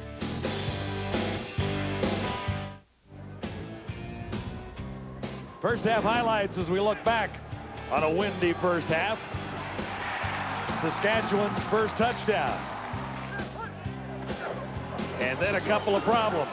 After the touchdown, Davis put it on the ground. Well, that led to 7 points for the Edmonton Eskimos. Carr gets into the end zone. And then the other turnover. This one cost 3 on the return. Eskimos couldn't get it at the end zone, but they hammered it through the uprights. Don Matthews has the lead by 2. Let's get down to the sidelines and join Ray.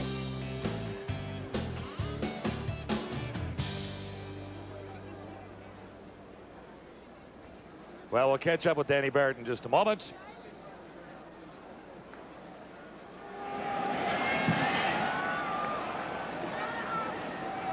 Second half is underway. Strange bounce. Good return by Mobley. Out across the 35. And let's bring in Ray with Danny now.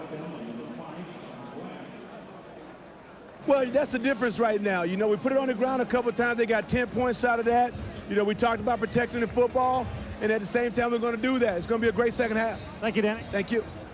I think it should be. I think he's absolutely right. Absolutely. And Saskatchewan Roughriders won the toss, so they will have the wind at their back in the fourth quarter, which, like the second quarter, is the long quarter in the second half.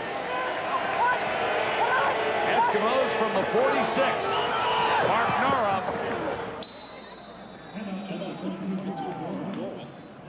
And he has 7. Demetrius Maxey is back in the lineup and feeling okay, so he made the tackle there. Well, Maxey was banged up. He was winded, hitting the ribs by Val St. Germain. He's okay. He's back in the lineup, an anchor in the middle of that defense. A defense that played really well in the first half, considering what the Edmonton Eskimos have done in their last 4 games. Well, the defense forced the Eskimos into kicking situations a couple of times when it looked like Edmonton was on the roll.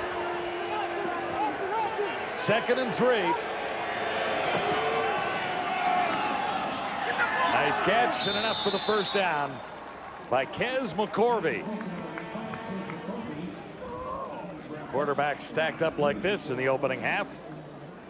Well, part of the reason that that's just 41 yards is because they ran the ball effectively in the first half. I'm talking about Saskatchewan, of course, and Darren Davis had a pretty good first half other than the one fumble. So passing yardage down a little bit for Henry Burris. Of course, in the second quarter, he was into the wind. Eskimos first down. Nice fake by Burris. He connects. McCorvey spun around and then almost came up with a first down. Jackie Mitchell over to make the tackle with Omar Morgan. Well, you really want to get Mark Nora involved early, whether or not you're giving it to him or faking it to him. That's a triple threat, really, for the Edmonton offense. The Nora fake, the threat of Green to run to the outside, or to throw to Kes McCorvey. That's what he does. He takes the third option. Nice to watch 2 very athletic young quarterbacks. And we've got 2 of the best newcomers in Canadian football on the turf here at Taylor Field tonight. Yeah, I think it's fair to say. Absolutely. The future at the quarterback position. Yeah, I think it really is. These 2 guys right here put on a good show tonight, and a good show all season long. Second down. Less than a yard to go for Edmonton. Carr tries to turn the corner, and he gets enough for the first down. Jackie Mitchell forced him out. A couple of sacks and an interception for Demetrius Maxey, and 2 tackles for losses so far this season. 1 sack tonight. Well, you wonder if those ribs are bothering him. Looks like he's running pretty well. That was a quick hitting play, so. But it doesn't look like he's favoring it anyway, and it doesn't look like he's got any extra equipment there. Mark Nora, and he gets out to the 30-yard line. Just nicely underway in the third quarter. That's the first thing you got to look for. Did he wrap up those ribs with any extra padding? And I don't think he did. That's exactly what he looked like in the first half. He doesn't look any chubbier? No, he looks big, just flat out big. Well, that's all Maxey around the middle there, you can tell. No flak jacket there. No. 2nd and 4. Eskimos on a nice drive to begin the quarter. Nealon Green had trouble handling the ball. He's deep and looking for a receiver. Down to the 2. Broken play, and the Eskimos get Terry Vaughn involved. 29 yards. And Nealon Green really made that happen. Well, John, he got the bad snap, and that threw the timing off initially, because if Green catches the ball in strides, he drops the ball. Actually, the snap was pretty good. He just dropped it. But when he drops the ball, it throws the timing off. Yeah, he bobbled it. Yeah, the timing's off now, so now the receivers have already run their cuts, and they're covered. So now it goes back to sandlot football, and really, that's where Nealon Green truly excels, when he's just trying to make it up as he goes. Eskimos are 1st and goal to go at the Riders 2. Edmonton leading by 2 points. And Carr won't make it. Craig Carr had a touchdown earlier. There are markers down.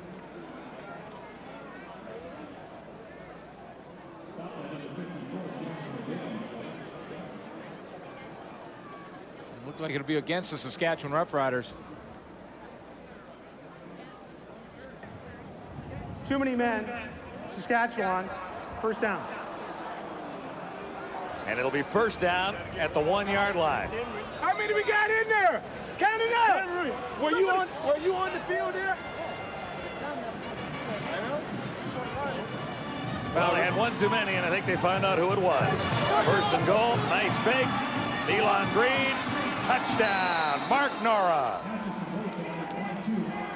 Green is a real master at moving that football around. Well, this is the formation they've run down on the goal line. It's the big elephants down there, and they run the ball every single time. So this time they pull it out. Now that'll just keep Saskatchewan guessing as to whether or not they will run it. That's the fake this time to Craig Carr, and this time Mark Nora is so wide open he's doing jumping jacks in the end zone to try and get Nealon Green's attention. Hey, I got my hands up. Look at me, look at me, look at me. So the Eskimos march for a quick touchdown to begin the third quarter. It's 24-15. You're watching Adidas Friday Night Football live from Regina. Nealon to mark. 6 points. Swipe your club card. Saskatchewan scored early. The Eskimos have scored more often lately for a 24-15 advantage right now. 8 plays, 64 yards. Nora the catch, but Vaughn set it up with that beauty. Yeah, that was a big play by Nealon Green, too. That was that sandlot play where he was just making it up. He made up a good one, a 29-yarder to Vaughn. Roughriders get it back here. Ben Ross can't find any room. Ricky Walters was the first Eskimo there. Number 13. 13 on the return, 75-yard kickoff with a win for the Eskimos. Well, Saskatchewan was so determined to contain this area. That's the line of scrimmage. Stop that area. Look at all the guys on the line of scrimmage to stop the run. Everybody's up there. Nealon Green says, guess what? I'm not going to run it to you. And Mark Nora's doing his jumping jacks. Now, what I don't understand is, afterwards, the little dance. Well, I'm not sure. What is that called, the rope-a-dope, or what is that? Well, it's his first touchdown reception. Yeah. Second touchdown of the year. Green 4 for 4 on that drive.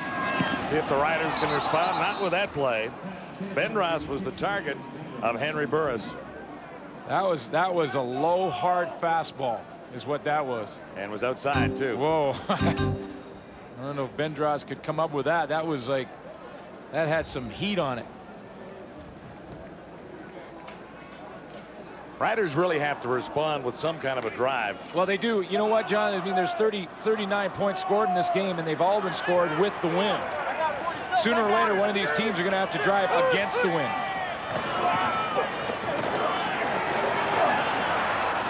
Burris finds a target and comes up short. Curtis Marsh made the tackle, but it's well short of the first down, so they'll kick it away into the breeze. Well, when Henry Burris got to the outside, he took a lot longer to throw the football, and Marsh had to keep working back to it. He had, right there, he has first down yardage. Now, see, he comes back. That's 5 yards, 10 yards. It was a 10-yard return before he actually caught the football, and then he had lost first down yardage.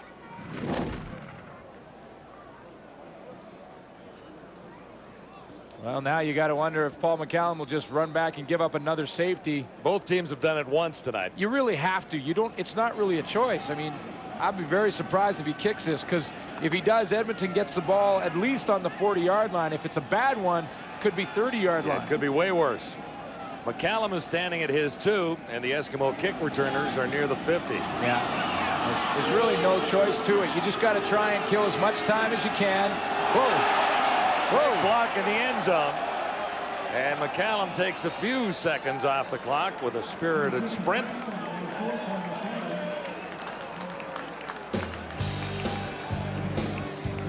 It's Adidas Friday Night Football.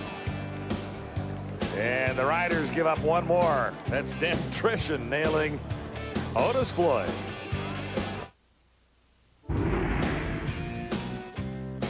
The virtual first down line is brought to you by Molson Canadian. I am Canadian. We're closing in on the Olympic Games in Sydney, Australia. 2000 Olympic Summer Games, 200 hours of coverage beginning on TSN with the ceremonies on September 16th. So that'll be an exciting time for Canadian athletes. Sydney, Australia, it's just a go hang out on the beach would be fun. Well, I would think it'd be a terrific time. Throw in the Olympics, that's a pretty good gig. One of our football producers, Paul McLean, is heading over to Bondi Beach to help cover the games. We're just hoping he's coming back. Yeah, well, yeah, that's a question mark. You get to Bondi Beach, you know. Yeah, well, it would be tough. 9:38 to go in the third quarter. Riders have given away 6 points, 3 safety touches to the Eskimos. One just moments ago, and this kick doesn't go very deep. Asman comes up with it. Charles Asman.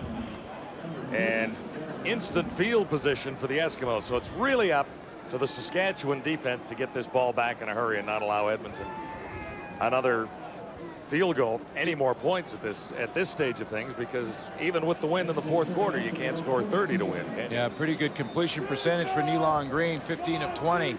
Not a lot of yardage, but he has made big plays on second down, second and long, second and 14, 29-yard throw to Vaughn. Those kind of plays are going to hurt you. The breeze has been constant tonight. There's Nealon Green, and there's another reception out at the 50-yard line. Ed Hervey has this one.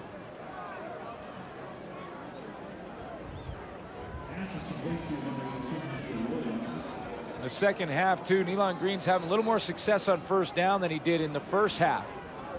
First half, he was averaging just about 3 yards on first down, which makes it tough for you on second down. This half, he's picked that up substantially. That opens the playbook up a little bit for Don Matthews. In the first half, he was just 3.9 yards on first down. That's tough. That puts you in a 2nd and 6, 2nd and 7 situation.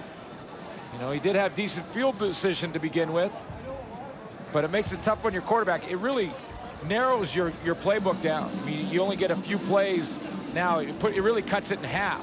If you get into 2nd and 2, 2nd and 3, now you've got a chance to run the ball if you want or throw the ball.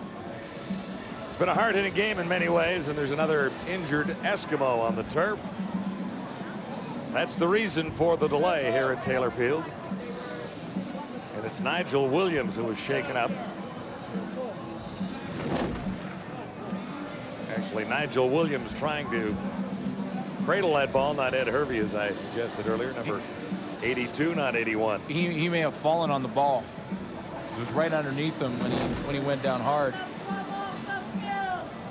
Hung on to it. Big target, Nigel Williams. 147 yards coming into this game. He had not found the end zone coming in. 1,000-yard receiver last season from the Hamilton Hurricanes. And he's done a decent tour of duty around the Canadian Football League before landing up in Edmonton. 9 games in Winnipeg last year. Tried to go down to the National Football League, try out with the Redskins. Didn't work out for him. Williams picked up 7. This is 2nd and 3. Critical down for Saskatchewan's defense. And they can't make the play. First down, Edmonton. But another penalty marker is down. Far side of the field. Craig Carr was the ball carrier. Well, yeah, that's success on first down. See, now you go into second down. You can run the ball to Craig Carr. Offside, Saskatchewan, number 43. Penalties declined. First down. That's Arkell Trueluck. Arkell Trueluck does not have a sack on the season. Seems to be playing well, according to the Saskatchewan coaches, though. They're happy with his progress this year. Edmonton first down. Nealon Green time. Looks to the far side. And that one went a little high. Whoa, he got Donnie hammered. Ashley, 87 was the target. Nealon Green got hammered by George White. Whoa, did he get hit. And it wasn't late. And he got hit so hard, George White had to adjust his helmet. Look at this shot right in the middle of the back. Boom. That'll knock the wind out of you. You'll have to catch your breath after that one. He didn't get credit for a tackle there, but he still leads. Right, that coming in. After 6 weeks, he is the CFL's leading tackler. This is the final game of the week. Vaughn was the intended receiver, and there was tight coverage by Marcus McDavid. Alundis Bryce started the season off at free safety and was just struggling throughout the first part of the season. He was released because Marcus McDavid, they really feel, as you watch him close to that football, they really feel that he's got great range in that free safety position. You saw how much ground that he covered from the middle of the field to well outside the numbers. That's a tremendous amount of ground to cover, and he knocks that ball out of there. High punt.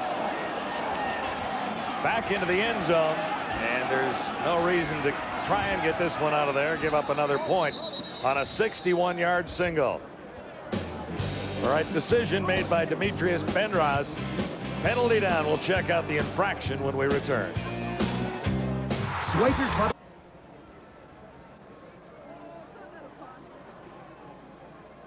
7:59 to go in the third quarter. We're still awaiting the decision on what the penalty was when we went to break. Fleming sailed a 61-yarder. Saskatchewan, number 76. First down. Well, that's bad news for the Saskatchewan Roughriders. Because they gave up the single That's point. right. Now they lose the yardage on what they would have had. Well, Fleming, with the win, had done a nice job of punting the ball into the corners and getting it out of bounds on around the 10-yard line, something the Saskatchewan Roughriders obviously didn't want. They want to give up a single to get that yardage back and get some field position. Well, the one time they do, they get the holding Well, penalty. you get nailed for holding on a play where you're not trying to return the football. That's right. Right? The single. Yeah, the only good news about that is they don't give up the single now because they took the penalty. Oh, okay, so there you go. 26-15 remains the score. And at the 5-yard line, that's what Fleming, the 61-yarder, has put the Roughriders up against. And obviously they're looking to run the ball out of there every once in a while, and Darren Davis had nowhere to go that time. Just establishing the line of scrimmage. This is a Edmonton Eskimo defense that has started to really come on in this second half. And over the last 3 games, they have been playing some great football.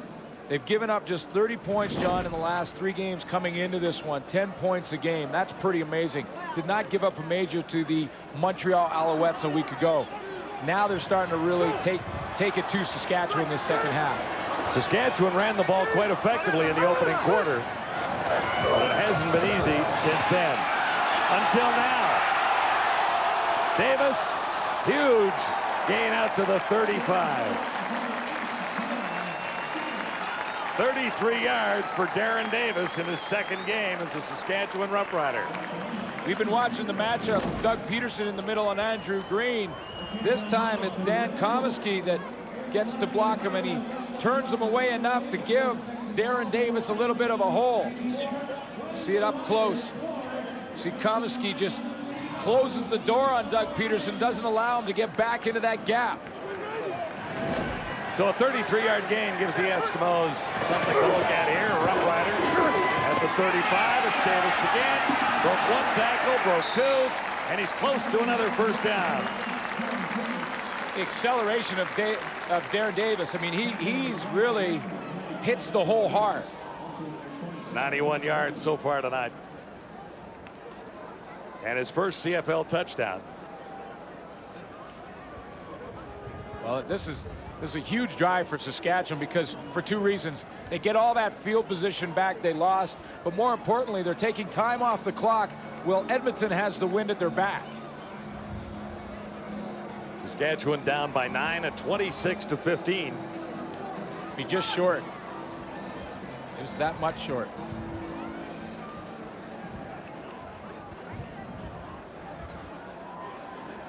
Don Matthews is pacing there because he wants his team to have the football when they have the wind. A couple more first downs for Danny Barrett would be somewhat pleasing here with just over 6 minutes to go in the third quarter. Saskatchewan 119 yards rushing compared to 44 for Edmonton, which is a bit of a surprise. Second and inches, and that should be enough. Burris himself. You know, and the other part of the strategy here when you're dealing with wind is when you're against it and you have the football, you take the full 20 seconds in the huddle because every second is so important. So Danny Barrett will send in the play. Henry Burris is in there. He'll take his time. He'll look at the clock. He'll make sure it runs down as far as it can before he snaps that football, so that he uses up and eats up as much as the clock as he can while he's facing the wind. Darrell Hobbs flanks to the near side. First down, Saskatchewan. Darren Davis found a way to get extra yards after it seemed like he was wrapped up. Looked like Robert Brown made some penetration that turned him around. What a play Robert Brown made last week when he ran down Mike Pringle to save a touchdown. I thought it was a key play in that Edmonton game. Sort of the guy that doesn't really get talked about. He's right in the middle of your screen. You see how he gets upfield and really forces that play to go the opposite direction.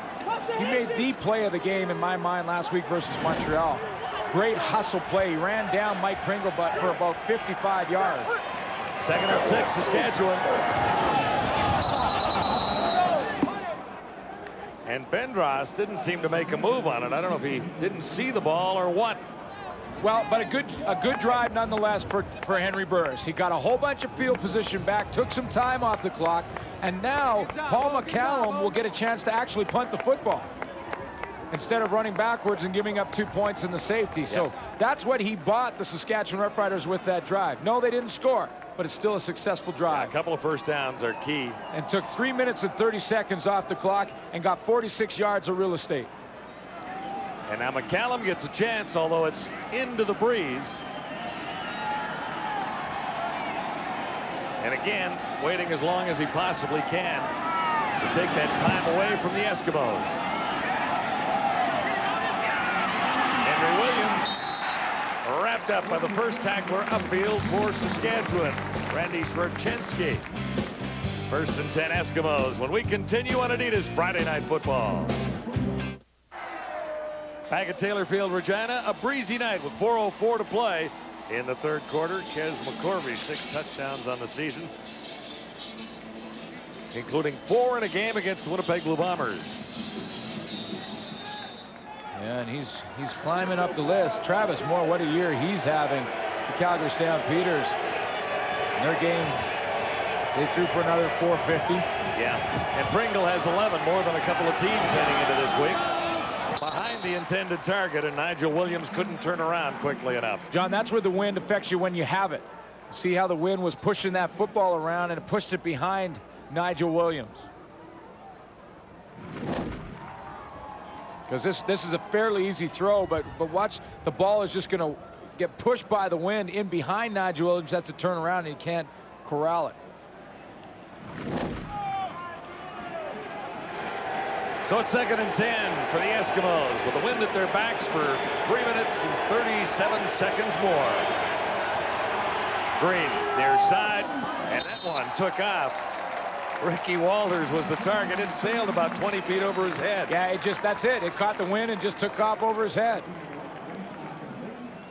Just like a kite. you know, good news for the Edmonton Eskimos. Even though they didn't get the first down, they still have the win to punt the football, so they should get a bunch of real estate. But look at that ball just sail. Look at that. That was in the third row of the bleachers by the time it was over.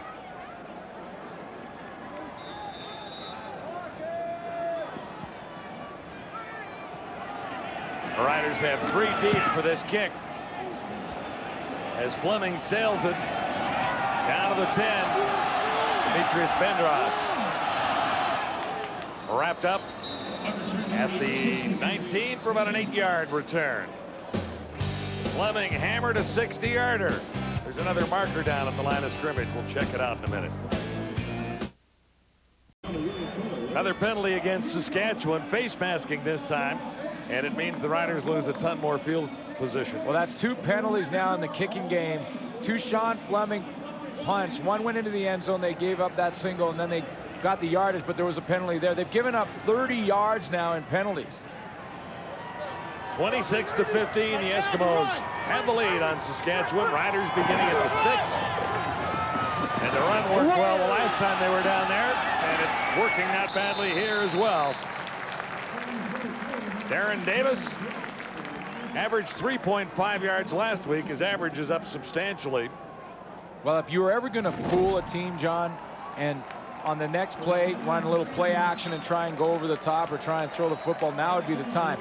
You're against the wind. You got about a yard to go for the first down. You're in your own end. If you're ever going to fool a defense, now would be the time. You think Danny Barrett will gamble? Well, I don't think so. Not, yeah? You think so? No. No, I don't. 14 carries, 104 yards for Davis now. And add a little bit more there. And there's a penalty flag one more time. It's been a hard-hitting game, Glenn, without question. Yeah, we talked about that battle inside with Doug Peterson and Andrew Green, and they've been swinging and punching, and there's Peterson right there. Look at Green's pushing him back, and then he goes on to Carter and leaves him with Jeremy O'Day, and then a little pushing afterwards, and then Holding. Saskatchewan. That's Number 54. Down repeated. Gene Mikowski could have got a late hit there. Jeremy O'Day got the holding call. But that's been a great battle. Yeah, it seems it's pretty even. I think it is right now. Yeah. Doug Peterson is starting to win the second half a little bit. Drawing a penalty there, getting under the skin of Andrew Green and Jeremy O'Day. Yeah, that's all part of the whole deal, right? When you win the battle in the trenches. Well, sure, and it's a couple guy. of penalties here, there. The other thing is, it's a guy who can keep his composure when it starts to get chippy. Make sure when they throw that flag, it's not you they're penalizing. Riders are looking at first and a bunch, first and 19. This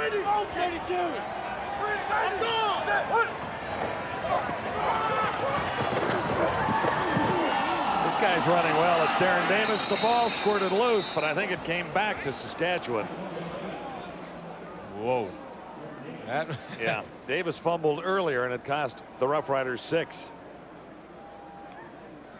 Sure did. He's fighting for extra yards, and sometimes it's getting him in trouble, because once you get hit at the line of scrimmage as a running back and get kind of held up, the rest of the tacklers will go in there and try and take the ball. And Don Matthews is a master at teaching that. Once a guy is held up, he'll teach all the other guys to go in. He's a little bit hurt, Darren Davis, going out to the sideline. Rip that ball out of there if you're the second and third tackler. Timeout at Taylor Field, and it's a chance for Henry Burris to talk to his head coach. And down there, the Riders running back Darren Davis is being attended to, too. He was shaken up on the last carry. Don Matthews wants to call the timeout now and save as much time as he can in this quarter. There's 1:33 left.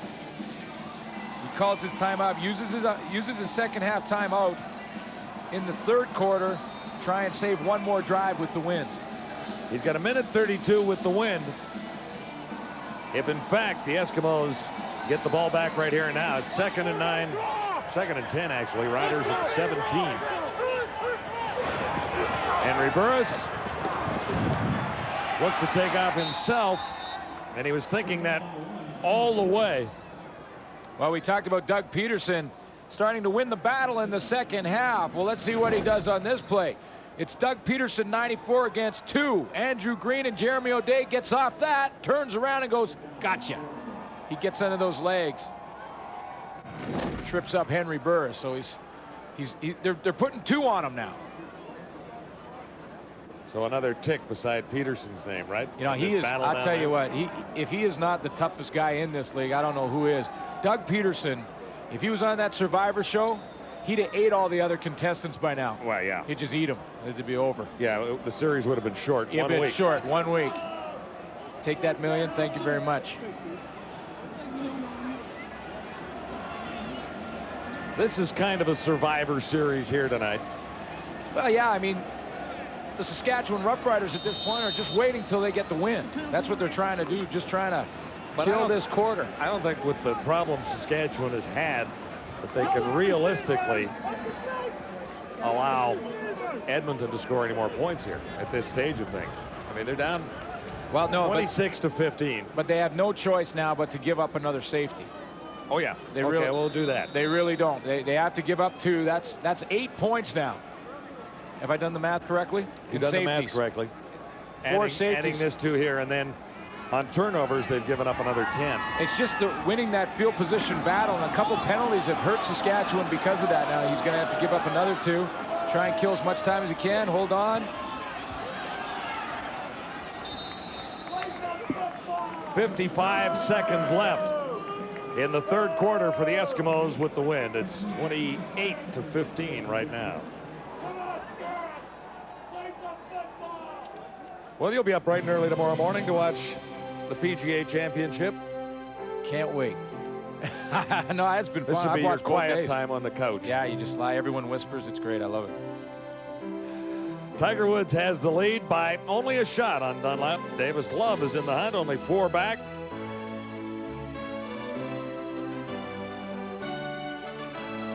So we've got it for you beginning at 10:30 Eastern time tomorrow. PGA Championship. How's your game? My game is not well, Glenn. Is that a bad question to ask? I guess it was the wrong time. My game is 18 holes I've played this summer. Just the one? Just the 18? Just 118. All right. Do I ask the score or no? You know what? It was so long ago I can't remember. It wasn't great. Wasn't triple figures? Wasn't. Yeah, it might have been over the century mark. Okay. I'll leave it at that. Nealon Green, first down, Edmonton, far side. He connects with Terry Vaughn, and Vaughn is hammered. Well, other than that one catch that he made, that 29-yarder when Nealon Green was scrambling around, Terry Vaughn's been pretty quiet. You credit a very young secondary. You think Terry Vaughn would be excited about this game simply because he's playing against a secondary full of rookies. Yeah, and one of the rookies down there is McCullough, and I forgot his first name, but I know you know it. Ladafius. Ladafius McCullough made the hit. 2nd and 1, and the Eskimos easily turn it into a first down with 5 seconds left. Craig Carr carrying for Edmonton, so it'll be first down with 1 second on the clock in the third quarter. Saskatchewan trailing by 13 at 28-15. Oh, 1 second left with the wind. You may want to try and go up top on one play. Got the wind at your back. Send everybody deep and just try and go up over top while you still have it. This will be it. Last play, third quarter, barring a penalty. Nope. They didn't like your strategy one little bit. Run it instead. All right. Mark Nora. And no markers. So 15 minutes to go. The Roughriders have the wind as they try and come back against Don Matthews and the Edmonton Eskimos.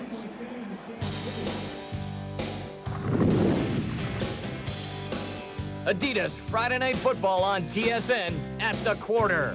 Brought to you by New Arctic Ice, the invigorating new fragrance of the Gillette series. It's beyond refreshing. So for the third straight quarter, the team against the wind shut out. First quarter was 15-0 Saskatchewan. Second quarter, 17-0 Edmonton. Third quarter, 11-0 Edmonton. Saskatchewan wanted it this way, though. They wanted the wind in the fourth, and this game's anything but over. No, it is, and it's going to get real interesting here in the fourth quarter. But it gets interesting when you're going into the wind and you're trying to drive the football out of your own end. And with Saskatchewan, they simply have to understand that you can't go east and west to the sidelines. You have to go north and south, get positive yards, and this is exactly what they do right here. They go north-south, they break a big one, get themselves out of poor field position, and it becomes a big factor, Eric, in this fourth quarter when the wind's in your face. Now it's at their back. Advantage Saskatchewan. You're right. We still have 15 minutes to play, and the wind is in Saskatchewan's favor right now. But if the Edmonton Eskimos can hold on and win this football game, it will be a huge, huge win for them, and just another indication just how far this football team has come under Don Matthews. They really look good right now, and the possibility of winning 5 straight is awfully big, Chris. Yeah, it is, but I tell you, I really like the fact that the Saskatchewan Roughriders got their 100 yards, because if they did not, given these conditions, I think there would be a much bigger separation in terms of points. Remember, this was the worst football team rushing the football, where they had their best running game tonight, and I think that's going to provide dividends going in the fourth quarter, James. All right, in case you missed it, there is a new leader atop the Eastern Conference in the CFL. Quit hitting each other. Get along, darn it. Hamilton beats Montreal 37-26. Ticats now lead the Owls by a point in the East. Back to Regina. That's 2 losses in a row for the Alouettes, and the Ticats are back on top. That will be a tussle right to the very end between those 2 teams. Looking at the Eskimos huddled down there. Leo Groenwagen right in the center of everything. Has been for a lot of years. Boy, is he ever, and has not missed a football game. An offensive lineman that has not missed a game. That's... Well, this is 241 straight games for Leo Groenwagen.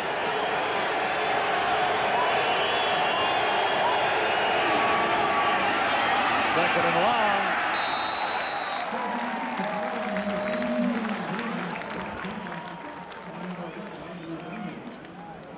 Well, on the upside, and you look at the numbers after 3 quarters, on the upside for Saskatchewan is the rushing yards. They're moving the football along the ground, but they need to make this now. They've got to make that go in, like put a 2 in front of that in this fourth quarter. They got to put the ball in the air. They got to get up on top. They got the wind at their backs now, and it's the long quarter. So that's where you got to start putting the ball in the air. Yeah, and it's Sean Fleming's turn now to kick into the breeze.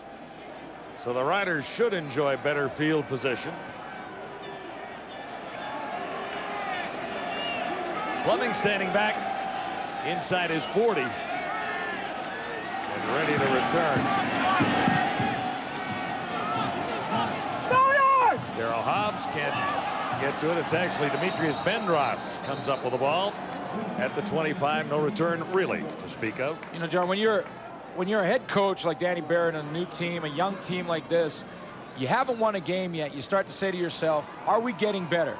Well, offensively, they are better. Look at what they did this time last year in 1999. They're up 66 points, but look at this one. Down a little bit rushing. They haven't really found that replacement for Saunders, but 624 yards passing increase from a year ago after 6 games. Really incredible. You break that down into 6 games, and you're looking at over 100 yards every single game they've improved. Riders keep it on the ground in their first possession, and there's a penalty flag that accompanies the running play. So the question there for Danny Barrett is, are we getting better? Have we improved our football team offensively? The answer for him is yes, they have. Davis was the ball carrier, and we await the decision of the officials.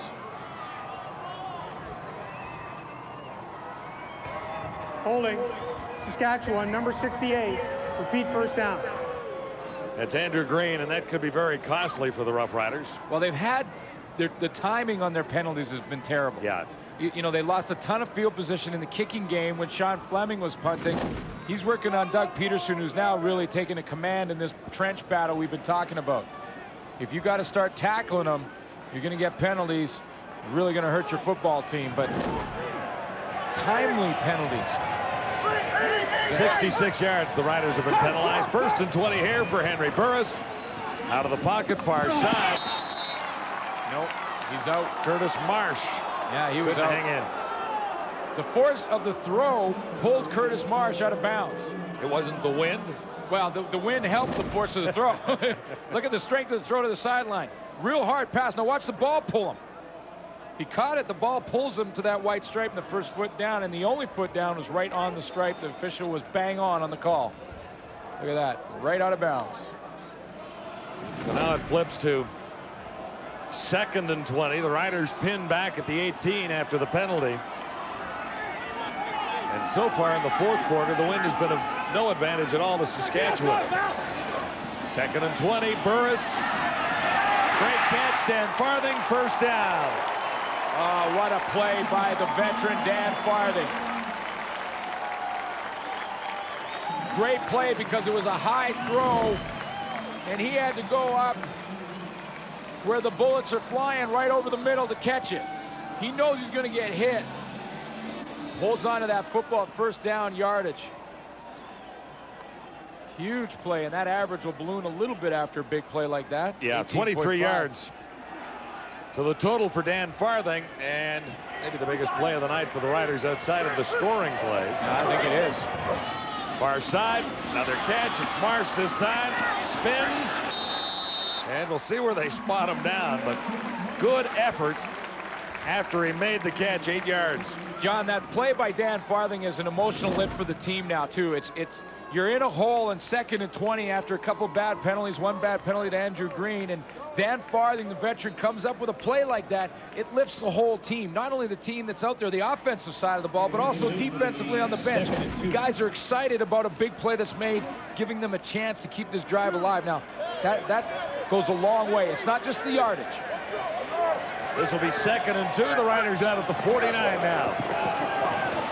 Burris, good fake, kept himself. Flags are down as Burris dances down the far side for a first down. But there were penalty markers down right along the line. Jeremy O'Day and Doug Peterson were pushing and shoving and fighting well after the play was over. Henry Burris was over there talking to Don Matthews. But they were just battling again. Look at the Green now. He drops him off to O'Day. Look at this. That's the takedown move. You're going to get called for that. I'm sure that was a penalty. Now you get up and a little pushing and shoving. Look at this match. Holding. You know what they're going to... Saskatchewan, number 54. Let's just take it out in the street. Let's take it out in the street and just drop the gloves right now. Well, another big play. Here's a show. You want to do a show. You put those two guys on the island. Just put them on the island. And that's a show. Now you got a show. Whoa, man.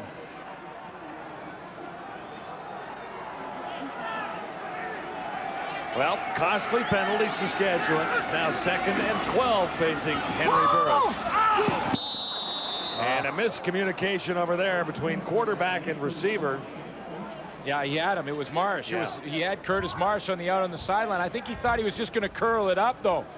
Marsh runs down. Marsh was mad at himself right after he saw the football. I think he was supposed to just stop there. Stop on the numbers and curl it up. See, he broke to the outside. The ball went right through those numbers. And again, it's a timing play. So Henry Burris has to throw the football before Marsh makes the break. 28-15, Saskatchewan trailing by 13 with the wind at the Roughriders' backs, but the ball belongs to Edmonton, and here comes the gives, but penalty flags are already down. Yeah, it's coming back. That was right at the point of attack. That one's coming back. That'll be a clip. No question. I think it was Carr, Craig Carr, that was penalized. 28-yard return. The punt was 49, but they'll haul it all the way back. We'll take a look. It's gonna right there, right to the left of your screen. Edmonton, number 33. Yeah, Craig Carr. That was plain for everyone to see.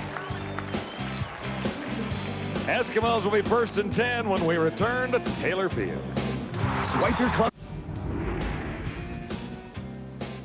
The virtual first down line is brought to you by Molson Canadian. I am Canadian. And we are ready to watch the Saskatchewan defense try and hem in the Eskimos here and get the ball back. 1st and 10 Edmonton. Elon Green puts it up, far side. No catch is the ruling over there. Coverage by Mitchell. Coming into this game, John, we thought this is what the Edmonton Eskimos would have to do to get ahead and win this game. Mello Marsh, they've done that. He's just got 3 catches so far for 22 yards. Saskatchewan, we thought, had to stop the run. Well, no, it's not. It's more important right now. 4th quarter, they've got the win. They've got to stop the run now if they want a chance. So far, they've done a decent job. I think Edmonton has won that battle of the wind. You can tell that on the scoreboard. Well, yeah, that's exactly the story. They've won it by 13 points, but Saskatchewan has 10 minutes with the wind. Stopping the run now is crucial. This is 2nd and 10. Charge is on. Catch made far side, and that'll be enough for a first down as the Eskimos get out from the shadow of the goalpost. Ricky Walters, clutch catcher, this guy. He really is. It seems every catch that he makes, and he's made 11 of them so far coming into this game in the season, and every catch he seems to make is huge. I mean, first down catches every single time. He doesn't catch the ball on first down. It's always 2nd down and 10. Yeah, tough situations. Tough situations and big catches. The 5th receiver in that 5-pack for Edmonton. Edmonton first down at the 20. There's a run. Mark Nora had a big week last week, 125 yards, and we expected to see a little more of him, but that may be to come yet. Well, this is where you'll see him, and this is where you'll want to see him. Last week they ran him the whole time because he had such a big week against Montreal. You know, you just gave it to him. You kept the hot hand. You just kept playing your hot goalie. Well, no one could stop him in Montreal. So, but right here in the 4th quarter, facing the wind, they're going to have to do a lot more of that. Give the ball to Mark Nora. 2nd and 5. Green looks to put it up, and he's got Walters again, another first down. He's the first down guy. Give it to the first down guy. Well, this is a huge drive for Edmonton into the wind, taking all the steam and momentum out of Saskatchewan as soon as they got the ball back. First play of the 4th quarter, Saskatchewan got the football back with the wind at their back. Now Don Matthews puts a drive together offensively, and all of a sudden all the wind, so to speak, is out of Saskatchewan sail. And there's a lot of it here at Taylor Field. Well, they really can't allow the Eskimos further first down yardage here. And there's Nora again. They're battling the clock again. You know, still plenty of time in this football game. But if Nealon Green can continue to convert on 2nd and long, look for Ricky Walters again somehow in this scheme. There's another 2nd and long coming up now. 3 yards to gain there. 2nd and 7. Big drive for Nealon Green. And clutch catches for Ricky Walters. From the 47, 2nd and 7. And Green has Vaughn for another first down. Terry Vaughn out across midfield. Talking to Richie Hall, defensive back coach for Saskatchewan, about Nealon Green this year, and he said, you know, maybe the thing that he's doing better than anything is that he's not losing the game. He's not turning the football over. He's making good decisions. They really feel here in Saskatchewan that this is a typical Don Matthews defense, or excuse me, team with a strong defense, good special teams, and an offense that sort of hangs in there.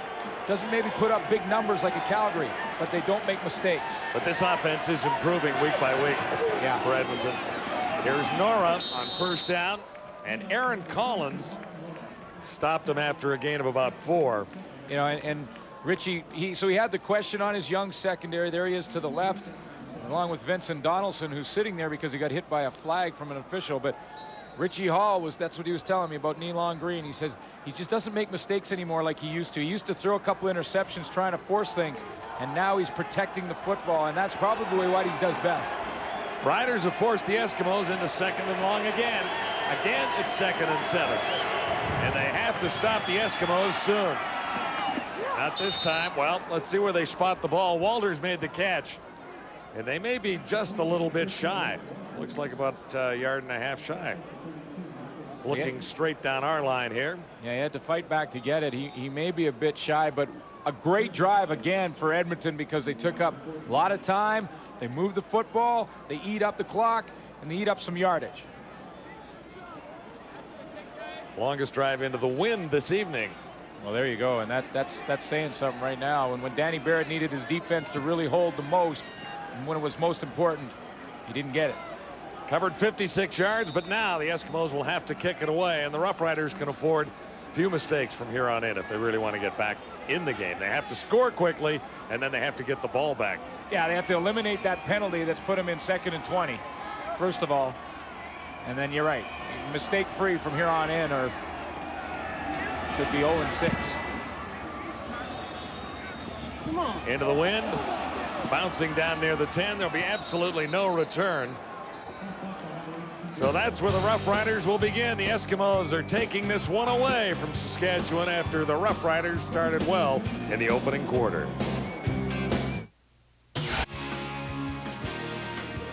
The rematch is coming up next Thursday. BC versus Toronto. 7 Eastern, 4 Pacific. Lions won round 1.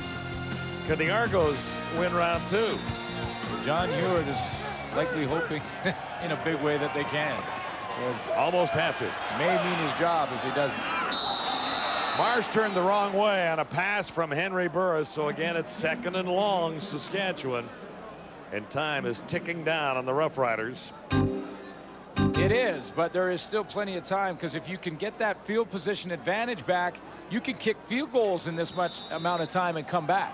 But you can't do it from your own end. You need 4 of them. Well, yeah, but you have plenty of time to do it if you're playing in the opposite end of the field. In other words, the win. And remember, if they can bottle up Edmonton in the opposite end, Sean Fleming's going to have to start giving up safeties like they were. Yeah. Okay. Well, you need more than 4 actually. You're 13 points down. So you can't do anything without a first down here, though. That's what I was saying.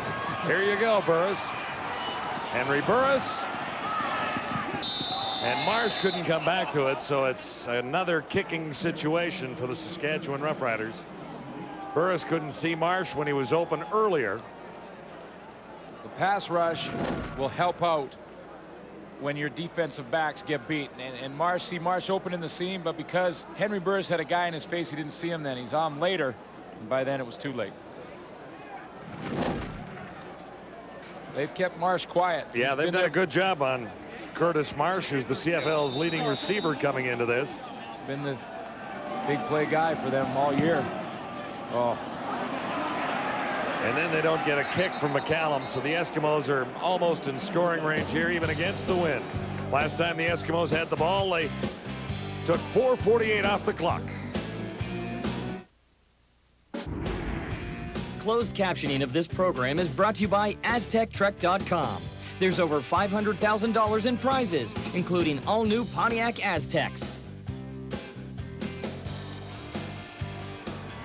Roughriders started with 15 in the first. Edmonton responded with 17 in the second and 11 in the third. It's 28-15 because no one has scored here in the fourth. Saskatchewan has the win, but the Eskimos have the ball again. Yeah, guess which teams had the win when you looked at that line score. Team with the points had the win. Mark Nora. And Sheldon Napatstuck. Well, that was a great drive put together by Nealon Green against the wind in that last series. He, over 4 minutes, he churned up 56 yards on the drive and 9 plays. I mean, that really puts a knife in the heart of the Saskatchewan Roughriders. Riders have turned it over a couple of times and then surrendered 8 points, but they haven't made big plays on defense. They haven't been able to steal the ball away from the Eskimos, and that's what they really have to do here. This is 2nd and long. And they say it is a catch. No, it's waved off from the other official coming across who had a better angle on it. It was again to Ricky Walters. You know what? That's been one of the problems for Saskatchewan. Talk about that young secondary, right? Well, the young secondary has just 1 interception between all 5 of them. In fact, the defensive line in Saskatchewan has 2 interceptions. The DBs have 1. That is not how you want that stat to work out.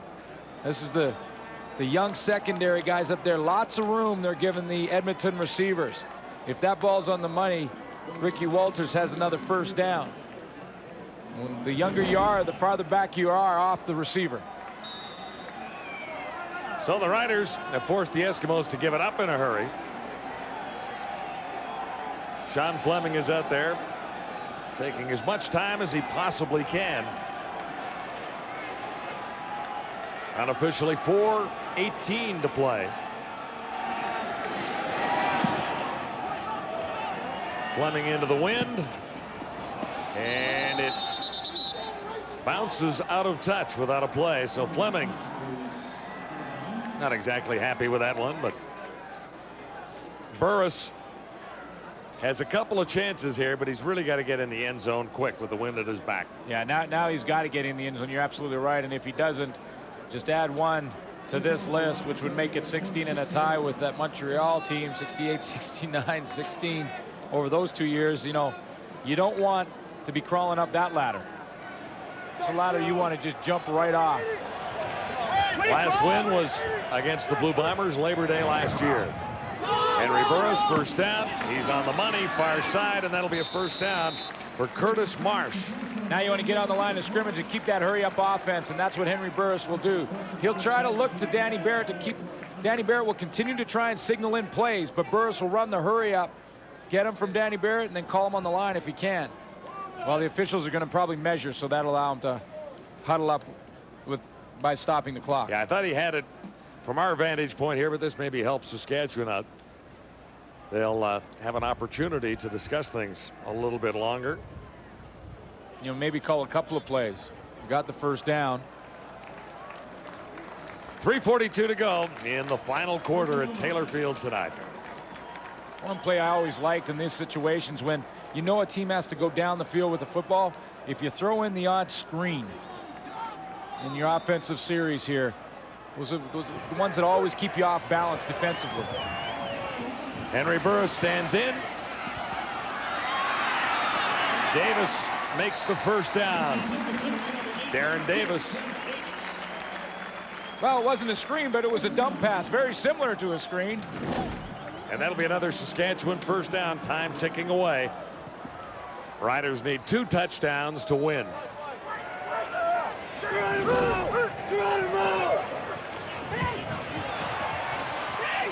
And he's wrapped up, Henry Burris. First time they've sacked the Saskatchewan quarterback tonight. It was Malvin Hunter getting through. 3 minutes and 4 seconds to go at Taylor Field tonight. Long road back for the Riders after a great start on Adidas Friday Night Football. Game story thus far with the Eskimos up by 13. Well, take a look at this. 4 safeties, that's 8 points. 10 points off turnovers, that's 18 points that the Riders gave Edmonton. They have a 13-point lead. Penalty flag is down. Burris on the money for Farthing.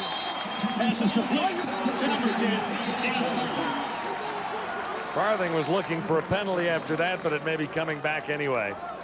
That's the indication from the Eskimos. Well, Grant Carter fell into the neutral zone. He fell into that yard neutral zone, but I don't know if he was drawn or not. He may have been. Well, I'm watching the Eskimos down there signal one way, but they're just trying to influence the officials, so let's check it out here. That's Carter up there. Watch him fall into the neutral zone. I don't think he was drawn. That offensive line looked pretty still.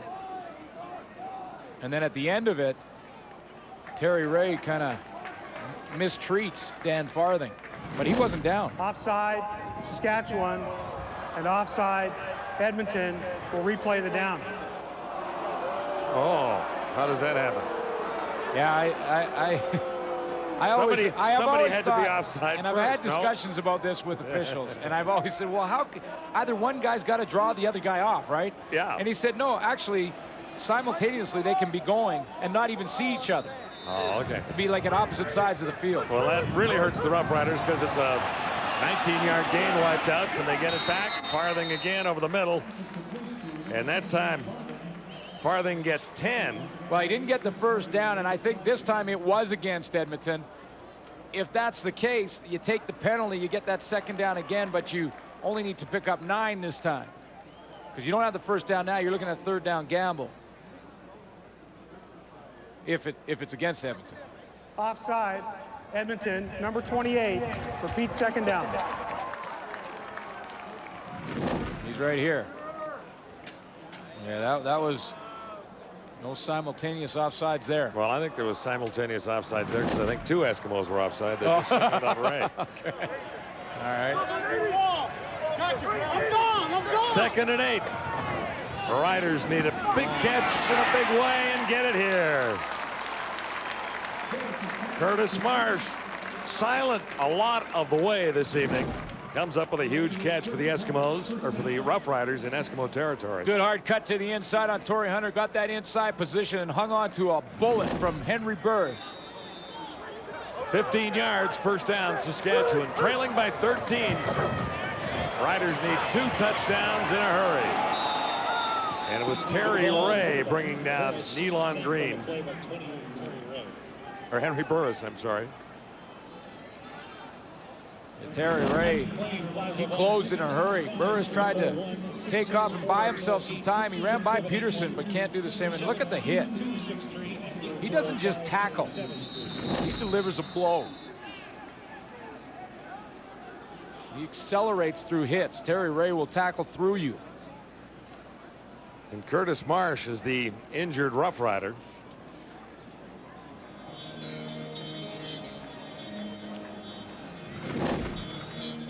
See what he's working on, Ralph Staten there.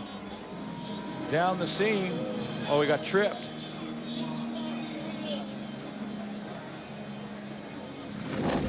Wanted a penalty, didn't get that.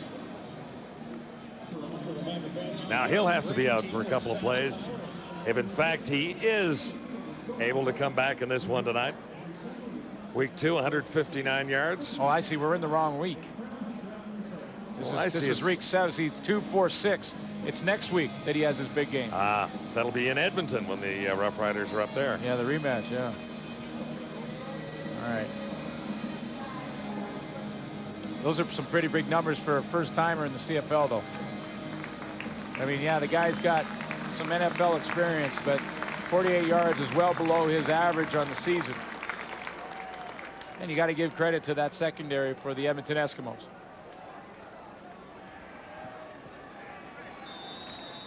Terry Ray's had a solid game for the Eskimos as usual.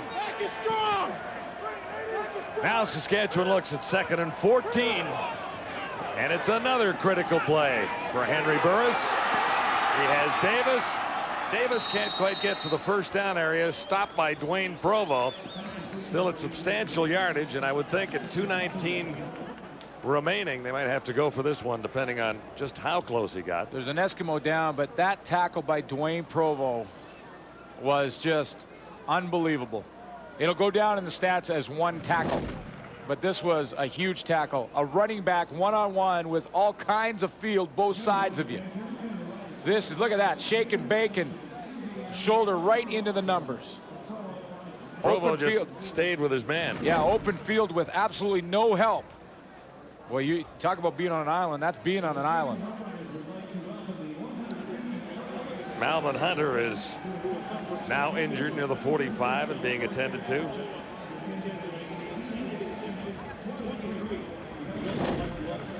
Brand new turf here in Saskatchewan, and Malvin Hunter just kind of went down on his own, tripped and grabbed that left knee.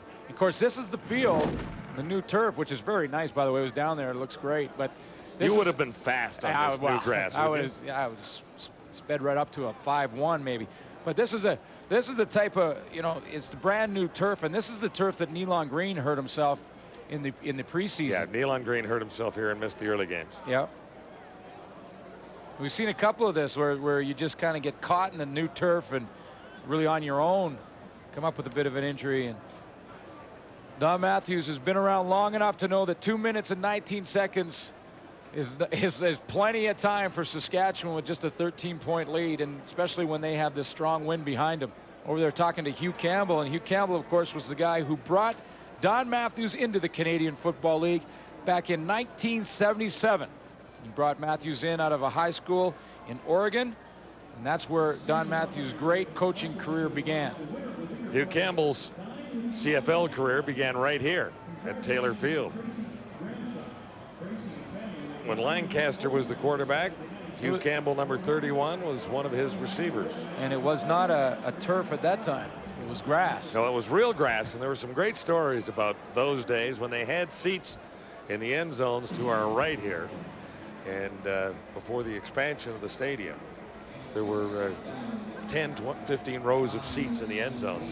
Yeah, I remember hearing stories that if you caught a touchdown, you had to put on the brakes in a hurry. Yeah, well, you had to do that. Are you in like row 3? One memorable touchdown was Lancaster to Campbell, and Campbell said, "Do you see the lady with the blue dress in the 4th row? Throw it there, and I'll get it." Campbell went and got the touchdown pass. You know, and you sit down and listen to some of the stories from Ron Lancaster. Man, I tell you what, you could do that all day long. Eskimos have won 4 in a row after losing the first 2 games. The return of Nealon Green has been part of the last 3 victories, but Dan Crowley won that game over Winnipeg on the 21st. And Malvin Hunter has sustained a serious injury, so they're taking little chance with it here. He'll get a ride to the training room. Well, the Eskimos can do a couple of things now. They have Grant Carter as a middle linebacker, but they can just move him up and play him in Malvin Hunter's spot. Don't really miss much there. 3rd down and 3, and the Roughriders really have little chance or little choice but to go for this one. Chancy situation, yes, but they missed it. And that'll be about all she wrote for the Saskatchewan Roughriders on home turf tonight. They had a lot of time to think about the play. Did they call the right one?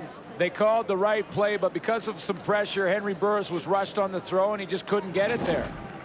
I mean, Dwayne Demtrition is open, but see, guess who it is again? Terry Ray. Terry Ray comes right up the middle. He's right in his face, and that rushes the throw. Henry Burris couldn't step up into the throw and couldn't get it to Dwayne Demtrition, who was just running a simple out. It was a good play. He was wide open, had first down yardage, but pressure ended it for Burris. Terry Ray in 2 back-to-back games really, to me, has been the defensive star. Him and Doug Peterson for the Edmonton Eskimos. Both have played well tonight. Mark Nora nailed in the backfield. So Don Matthews is on the verge of his 5th straight victory. Eskimos are suddenly the hottest team in the CFL when you look at what they've done over the past 5 weeks. Well, if they can hang on and win here, they're 1 point behind Calgary. They have Saskatchewan at home on Friday, like you see right there. If you want a ticket, that's the number to call for that game. And does this victory for Matthews set up Labor Day in Calgary? Yeah, and it always comes down to that. It always seems like the whole first half of the season funnels Alberta together for Labor Day. Yeah. Labor Day. And then the return engagement. Yes! Who's got it? They whistled it down, I guess. Trulock caught it on the hop, I think. It must have hopped. Trulock tried to sell it, but obviously upon further inspection you will see that it is incorrect, that it would be an interception here. A blind throw. Nealon Green turns his back, and there it is. There's the one hop. Ooh. Fairly close in one respect there. Well, you know, if you're Saskatchewan Roughriders right now on this punt, you send everybody, in my mind. I mean, you're not going to get a very good return. What the returners have been doing is barely catching it, let alone returning it. If you send some pressure, maybe you force a bad punt, and that's not what they're doing. They're going to try and block. Return game has not worked well for the Roughriders tonight, and there's not much of a return there either. So 1:38 to go. The Riders need 2 touchdowns, and they need the first one in a hurry. 11 of 25 for Henry Burris tonight. 122 yards, and that's nothing compared to what he did last week when he threw for 458. Of course, he hasn't had favorable conditions for half the ball game. And he's going to have to, if he's going to bring this team back with minute 30 left, minute 38 left, he's going to have to do it without his go-to guy and Curtis Marsh. He's still on the bench.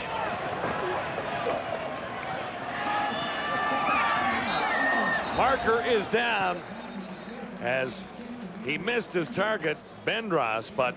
Well, Daryl Hobbs was pointing to the official, and that's where the flag came down. It was right beside Daryl Hobbs. He was kind of fighting with Perry Carter. Illegal contact on a receiver, Edmonton, number 18. That's Perry Carter. Perry Carter and Daryl Hobbs were battling on the sideline, and as soon as As soon as Hobbs kind of pointed at the official and reminded him of the rules and pass interference, the flag came down. Well, I'm sure he didn't do that. The official was going to throw the flag anyway. Yeah. But well, Saskatchewan does get a first down.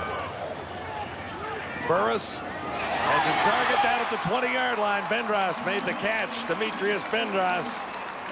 And the Riders have a chance to get to the end zone with 1:28 to go. Well, John, they not only have a chance, but they have a chance to get to the end zone quickly here and then not have to kick an onside kick.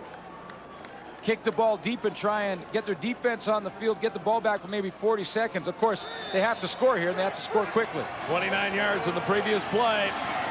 The toss there, another catch made. And rolled out. Bendras again near the 5-yard line. The question is, why weren't they using this style of offense in the early going of the fourth quarter with the wind at their backs? Danny Barrett still has a timeout if he needs it. He's not going to call it now, though. When they blow the play in before the snap, that's when the clock starts. 1:20 now. He's got to get in the end zone here if they want to kick it deep on the kickoff. Burris looks to the end zone himself, hesitates. Now he's got it. Touchdown, Saskatchewan. Great run, got the score. It took about 12 seconds off the clock. I still think, John, they could kick it deep here. Now it's a 13. It was a 13-point lead.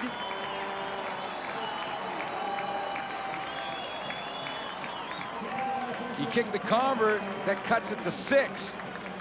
Well, 2 field goals ties it, or a touchdown wins it. So, you know, but with 1:08 left, because no time will come off on this convert, 1:08 left, I think you kick it deep.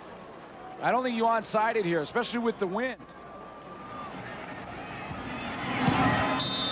Okay, so now you got 1:08 left. You kick this football deep, and I'm sure that's what Danny Barrett is thinking about right now.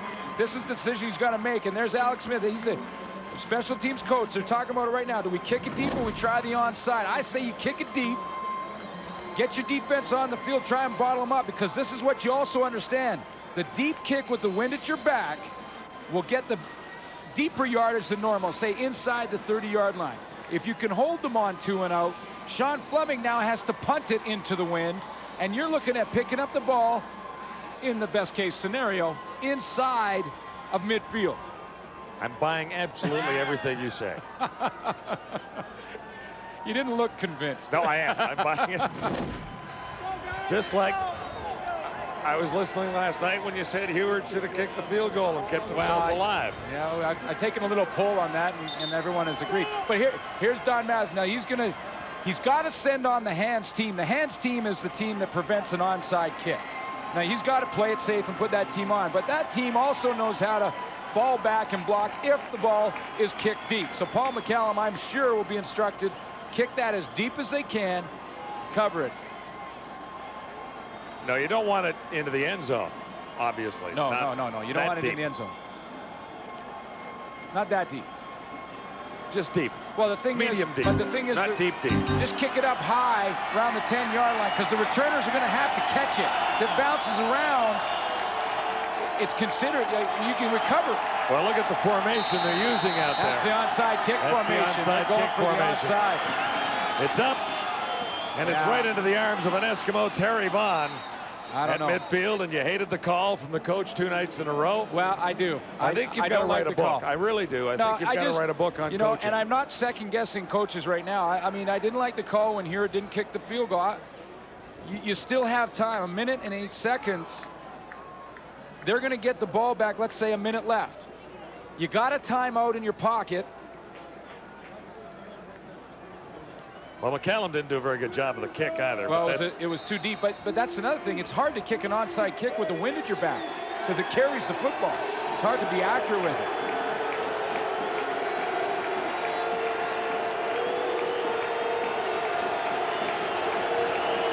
So 1:07 remains. The Eskimos have a first down. It's on the Saskatchewan side of midfield. Mark Nora has the football, and about half the distance to a first down. Okay, now just keep this in mind. That's a play. There's 1 minute and 2 left now. They'll run another running play here, and we'll see where the clock ends up. Now just take that whole scenario and move it about 50 yards down the field, okay? If you kick it deep, that's what you're doing. You take that whole scenario that may occur right now, move it 50 yards down the field, and then Sean Fleming has to come on. And now you're getting the ball about where it is right now at the very worst if you hold them on 2 and out on the deep kick. Right. Now, if Sean Fleming gives up the safety, you still got to drive the field.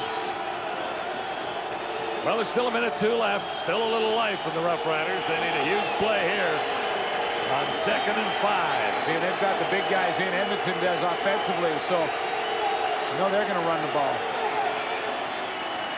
Carr won't get the first down. The Riders defense holds, and Saskatchewan will get another crack at this after forcing a loss of 1. Okay, well now you got to go after the punter. It's easy to coach from up here, isn't it? Oh, it really is. You know, you have the replays, you get the great view, no pressure. It's easy to be a coach up here, I guarantee you. But the Saskatchewan Roughriders have it cracked. I mean, 56 seconds. They're losing some time now. Fleming will take all the time. In fact, he'd likely take the penalty. Remember, the Roughriders have to score a touchdown to win this thing. They're down 28-22. Touchdown wins it for Saskatchewan, but time is the Roughriders' enemy. Oh! Almost got through to block it completely, but the Riders will get the ball in good field position. Flags are down far side. The 45-yard line. The Riders have possession. Dan Farthing came up with the ball. The punt was partially blocked. They went after it. This time they went with the call. Go get the punter. They went after Sean Fleming, and they get a piece of it. There's the block right there. Sean Ballant, he comes up with the block. Now, I'm not sure this penalty may go against Saskatchewan. And maybe not the way the fans are reacting. There might have been a piling on down Actually, there. you're right. It is. It's going against Edmonton. A huge play for the Riders. They go after the punt. They decline the penalty. They take the play. They got first down. 29 seconds. That's plenty of time. And Melvin Hunter has just come back in the game. Oh, no, excuse me. That was Grant Carter. Melvin Hunter went off in the there you go, yeah. 47 back in the game. So it's 1st and 10, Saskatchewan. At the Eskimo 45. 29 seconds to go. Burris has a couple of chances to get to the end zone. Fires it out there from his knees. It's a first down, Saskatchewan. 22 left. You got to be kidding me. How did he get that out of there? How did James Epps made the catch. Oh, my goodness. And Burris was on his knees or very close to it as he fired the football. How hungry is this team for a win right now? How hungry are they? A chance. They can taste it, John. It's right now. It's in their hands. Now at the 35. Burris stands up. Oh! No flag. I'm not sure he wasn't early. No flag in the play. Ralph Staten looked way early on the hit. He looked way early on the hit. Take one more quick look at it. Did the hit come before the ball arrives? I thought that was way early. Looked like interference to me. No penalty marker anywhere. 14 seconds left. How many chances do they have? Eskimos are coming. Burris squeezes through. Intercepted. Intercepted by Torrey Hunter. That's how close they came. For the second week in a row, Henry Burris is intercepted on game-winning throws. Potential game-winning throws. Last week it happened. He was intercepted with a chance to win the game late. And once again, put this ball way up there. Gave Torrey Hunter tons of time to come across and pick that football off and end it for the Edmonton Eskimos. What a play. You got to feel for these Riders, though. So close 2 weeks in a row to the big comebacks. Dan Farthing was wide open, and he's watching the play going, oh no, not again, not again. Yeah, he's seen a few, hasn't he, Dan Farthing? You know, and back-to-back plays, John, too, where Henry Burris had a chance to run the football and didn't. Well, the Edmonton Eskimos will win their 5th straight game. The Saskatchewan Roughriders lose for the 6th time in 7 games in 2000. And 16 times in a row. Yeah, and I think last year. The biggest problem the Riders had in this football game in the late stages, they didn't get anything going in their first 2 opportunities with the wind in the 4th quarter. Yeah. They didn't gain any field position. They didn't gain any points, obviously, and they obviously left it too late. You know, Henry Burris, when you look at him, every throw that he makes like that, every mistake that he makes like that, he learns from. He's a very exciting player. But, hey, full credit to the Edmonton Eskimos. Took full advantage of 2 turnovers. Yep. Had a great drive against the wind in the 4th quarter with Nealon Green. Burned 5 minutes on the clock. 4-minute and 50-second yeah, drive. I mean, that was a huge drive. And then a huge Torrey Hunter interception. Full credit. Edmonton Eskimos have got 5 in a row in their pocket. Final score. Don Matthews and the Eskimos 28. Danny Barrett and the Roughriders 22. Another heartbreaker at Taylor Field. Maybe next week in Edmonton. You never know. Adidas Friday Night Football on TSN is brought to you by Adidas and by Molson Canadian.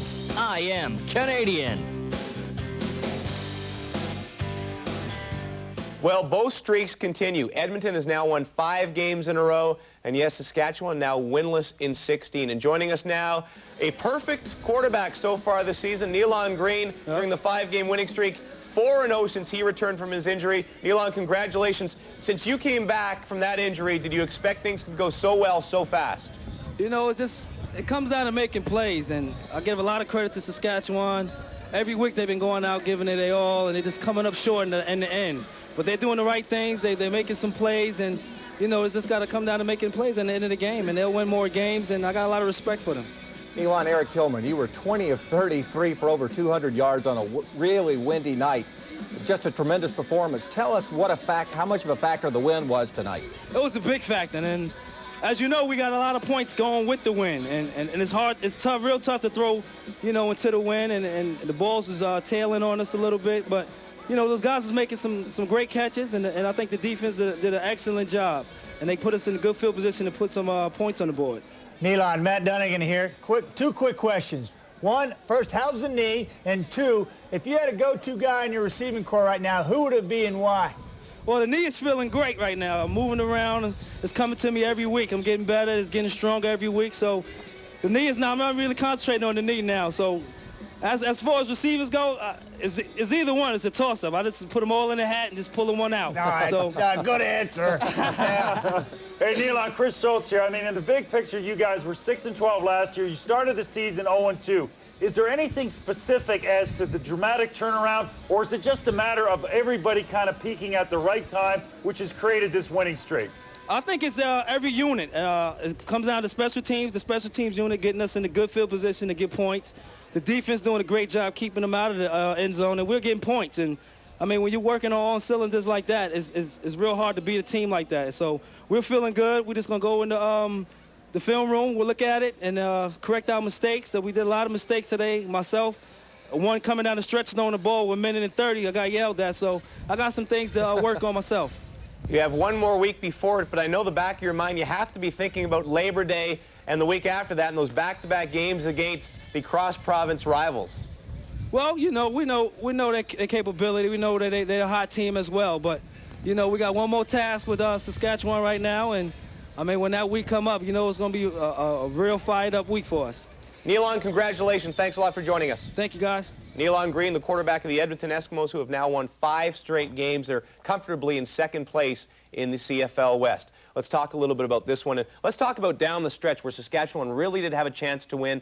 And it looked like that may have been an interference call, and they got robbed a little bit. Well, I tell you what, the official, I think, has to make a call at that situation. Saskatchewan comes back down the field. They're in position to win the game. I don't think there's any question that Ralph Staten was there early and the flag didn't come out, but that shouldn't take anything away from this win. It was an outstanding performance, I think, by Edmonton. A road win's a road win. Eric, they've been making the calls all night against Saskatchewan. They could have given one back to them easily at that time. I think one of They couldn't buy a call, man. No, they couldn't. No, yeah, I have to remind everybody, you two both picked Saskatchewan. So. Oh, yeah, we're pretty hot about that. Thanks, Jace. We blew our cover. Hey, I tell you, what I thought was very important in this football game was the fact that Edmonton drove the ball in the wind better than Saskatchewan did. They ate up the clock when they were headed into the wind, and that took away from Saskatchewan's opportunity, Chris, to actually move the football. And I think for Edmonton, I think the big issue is now confidence, because once you start a winning streak, you start really believing in yourself, and you start believing in the coaching staff and the way they're preparing you. You start believing in the people you're working with closely. I mean, winning is a wonderful thing because it gets easier and easier to walk onto that stadium feeling good about your personal situation and the team situation, James. And you can shop wherever you want, right, Chris? You can go, go back to that shop. Grocery store right anytime. If you missed it, Schulte was talking about grocery shopping last night. We had no idea what he was talking about. Let's have a look at the numbers, the final numbers from this one. The only number really matters, of course, Edmonton winning their 5th in a row. Saskatchewan, again, winless in 16. And the passing yards, big. 217 yards for the Eskimos. Not big for the entire game, but that big drive at the start of the 4th quarter was really crucial, and Saskatchewan just couldn't get it going fast enough in the 4th quarter when they had the win. Win was the huge story in this one, but look at that, 4 turnovers, and that is crucial. And you talked about the 2 fumbles at the half, or the second quarter, was it? Those 2 fumbles? Yeah. When they were against the win, and those 2 fumbles just killed them. Well, when you're a young football team, you just can't make mistakes, and particularly when you're playing a team as good as the Edmonton Eskimos. They had all the momentum, then those 2 quick turnovers that changed field position gave Edmonton 10 points, and you just, again, you cannot make those kind of mistakes, but you have to love the way Edmonton came in here and played.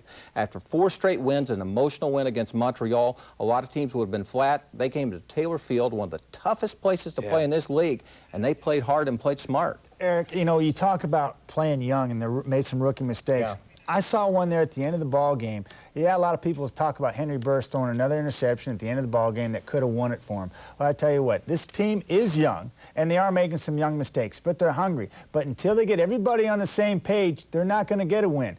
Darryl Hobbs on the long ball that Burris throws is running down the football field, and he's not aggressive back to the football. He's waiting for the ball to hit him in the numbers. That's not going to happen like that all the time, Darryl. You got to go want it. You got to want that win. You got to go take that ball its highest point, and now they're going to pin it on the young Henry Burris, but I tell you what, until he gets everybody working, Chris, they're not going to get that win. No, what you say is really interesting because what it's all about is details, those little, absolutely minute things that when you watch it from a TV perspective or even at the stadium, you don't notice it. But when you watch it game after game film from the end zone shot, from the side shots, what Matt describes about the receiver coming back from the football, that's the difference between making a play, making a touchdown, and winning the game and then getting an interception. And when you look at the 2 teams, Saskatchewan still has to get a little bit more polished and refined with the details. Teams like Edmonton and teams like Montreal and teams like Calgary, they're already there. Yeah, it's amazing, though, the fans in Saskatchewan, they've doubled their season ticket base, they've doubled their corporate base, and they're still behind this team because they've been so close, but just not quite there yet. Next week in the CFL, if we start to gaze ahead, our first game is Thursday night, the rematch, Lions against the Argonauts. We're on the air at 7 Eastern Time.